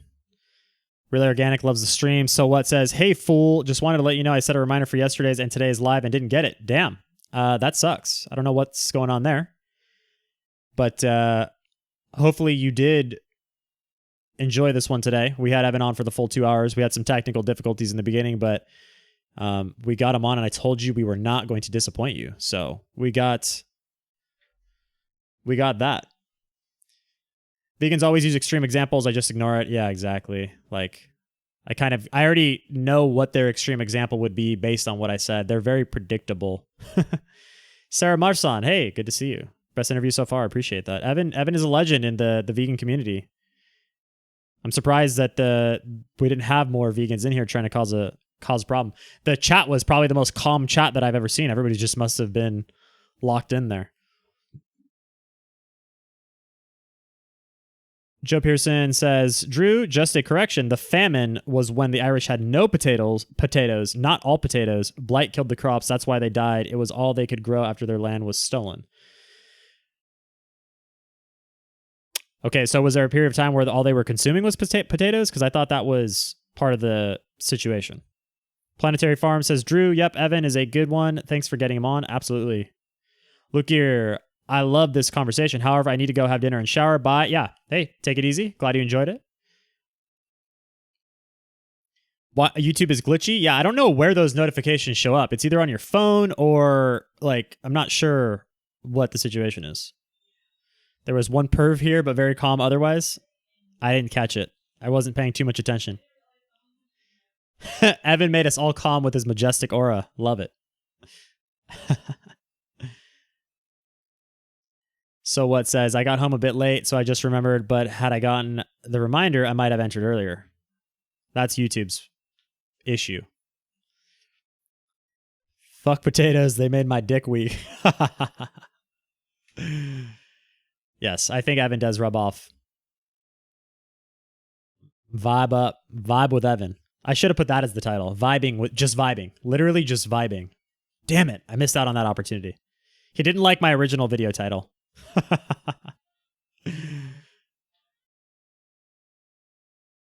I did set the time for noon today, but then I switched it to 11:30 a.m. my time, which I switched late last night, so I'm not sure if there was some notification issue there.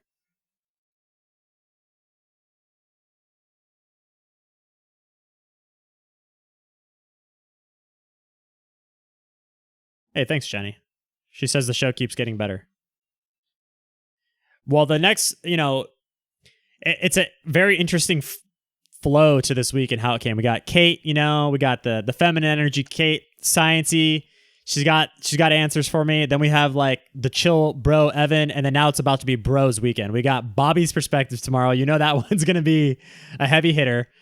Some philosophy perhaps, but probably a lot of shenanigans going on. I can almost guarantee it. And then Sunday we're gonna have Rob Stewart, another big bro, who's coming through.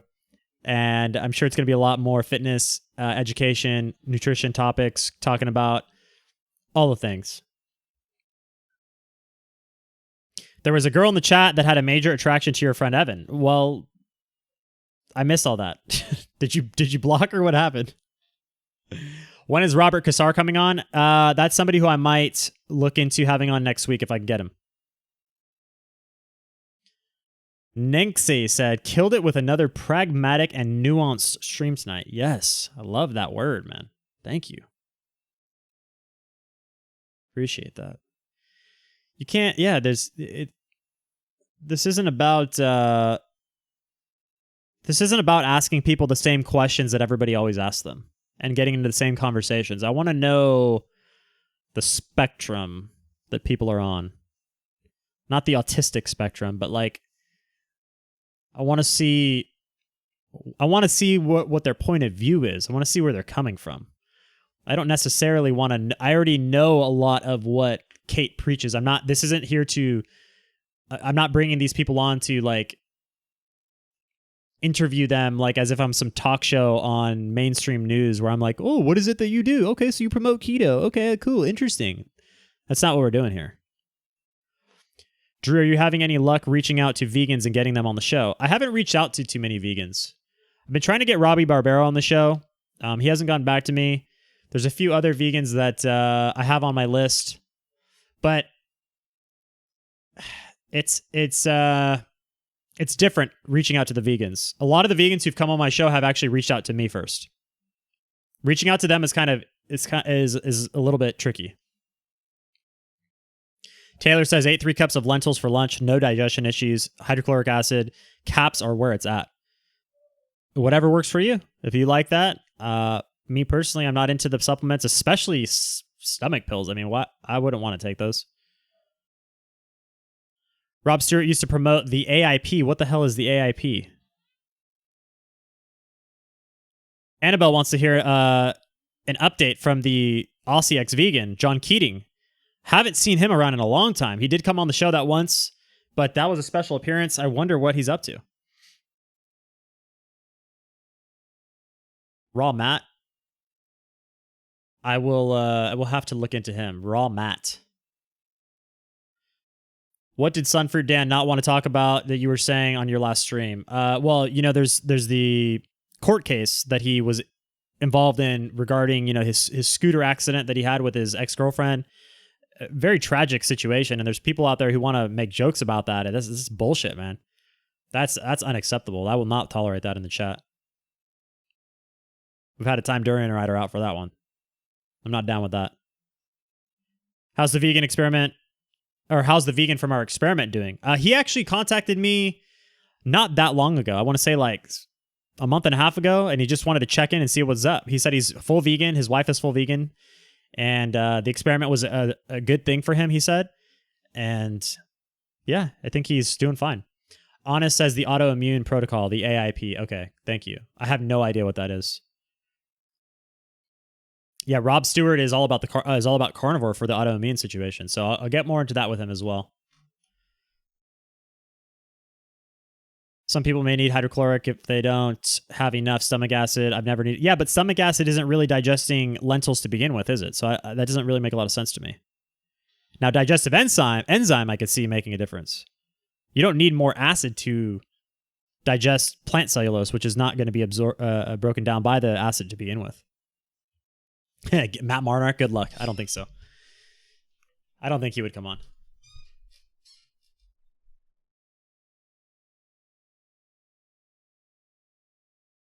Yeah, I think we will cut this post part of the show a little bit short since I was on a little bit more in the beginning. It's about 3 hours and 7 minutes that we've been streaming today. And I'm going to wrap this up with Clown's question here. Is there any vegan YouTuber who still inspires you? Or at least, yeah, I would have Dan McDonald. I want Dan McDonald. Dan McDonald, the Life Regenerator. That's who I want. Oh, and Ted Carr's down to come on soon too. So I'll probably have him on. Hey, have you ever tried infrared light for sore muscles injuries from working out? It is a miracle. Researching is supporting it too. That's some hippie shit. I don't care what Tristan says. That's some hippie shit. Red light therapy is hippie shit. I said it. You heard me say it, Tristan.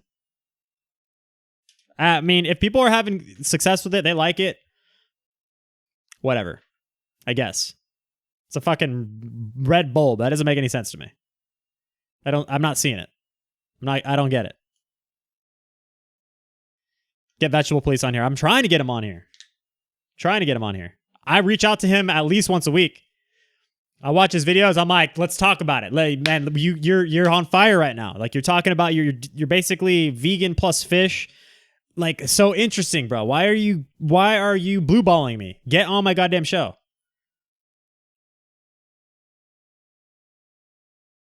I don't understand why he won't cooperate. What, I gotta fly? Actually, I might have to fly to him. I might have to fly to Vegetable Police and interview him in person. What do you guys think of that?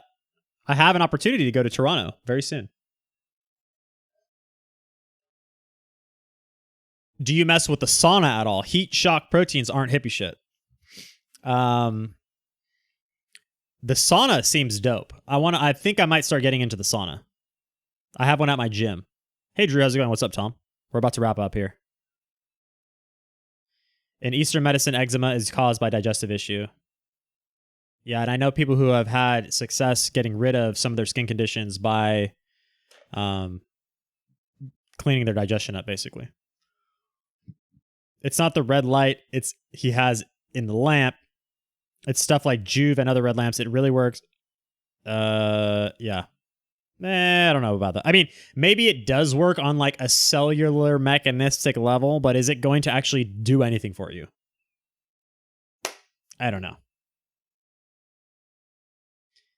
If you get Vegetable Police on, please ask him about taking nutritional advice from Ghost. I will. Hunt him down in Greektown. That's where he's at. All right, you send me the information. Send me the location. I'll find him. Paul says he's given a little Vegetable Police quote there. All right, guys, look, we're about to wrap it up today. I appreciate you all for tuning into this Evan Rock stream. This was a guest that I asked probably for the last 6 months to come on a few different times. I'm glad we got him on. Evan, thank you so much for coming on again. And tomorrow is going to be Bobby's perspective. Make sure you like this video and make sure you guys subscribe to the channel and get a notification so that you guys know which time these live streams start. They're all different. So I wouldn't ask you for notifications on just every old video. That's kind of cheesy. But when it comes to the live stream, the live participation in the chat is really what makes it. So come on through, participate. Make sure you say hi in the chat. I try and shout your name out if it's the first time I've seen it at the very least. If you guys tag me and stuff or super chat for sure, I will honor your whatever you guys write there. I try to get to everybody's and make it as interactive as possible. You guys know how it goes down around here. We didn't have any bad people in the chat today. I like to honorary moderate somebody so that they can do the banning for me. People seem to get a kick out of it. And we will peace out for now. Appreciate it, guys. Have a good day. See ya.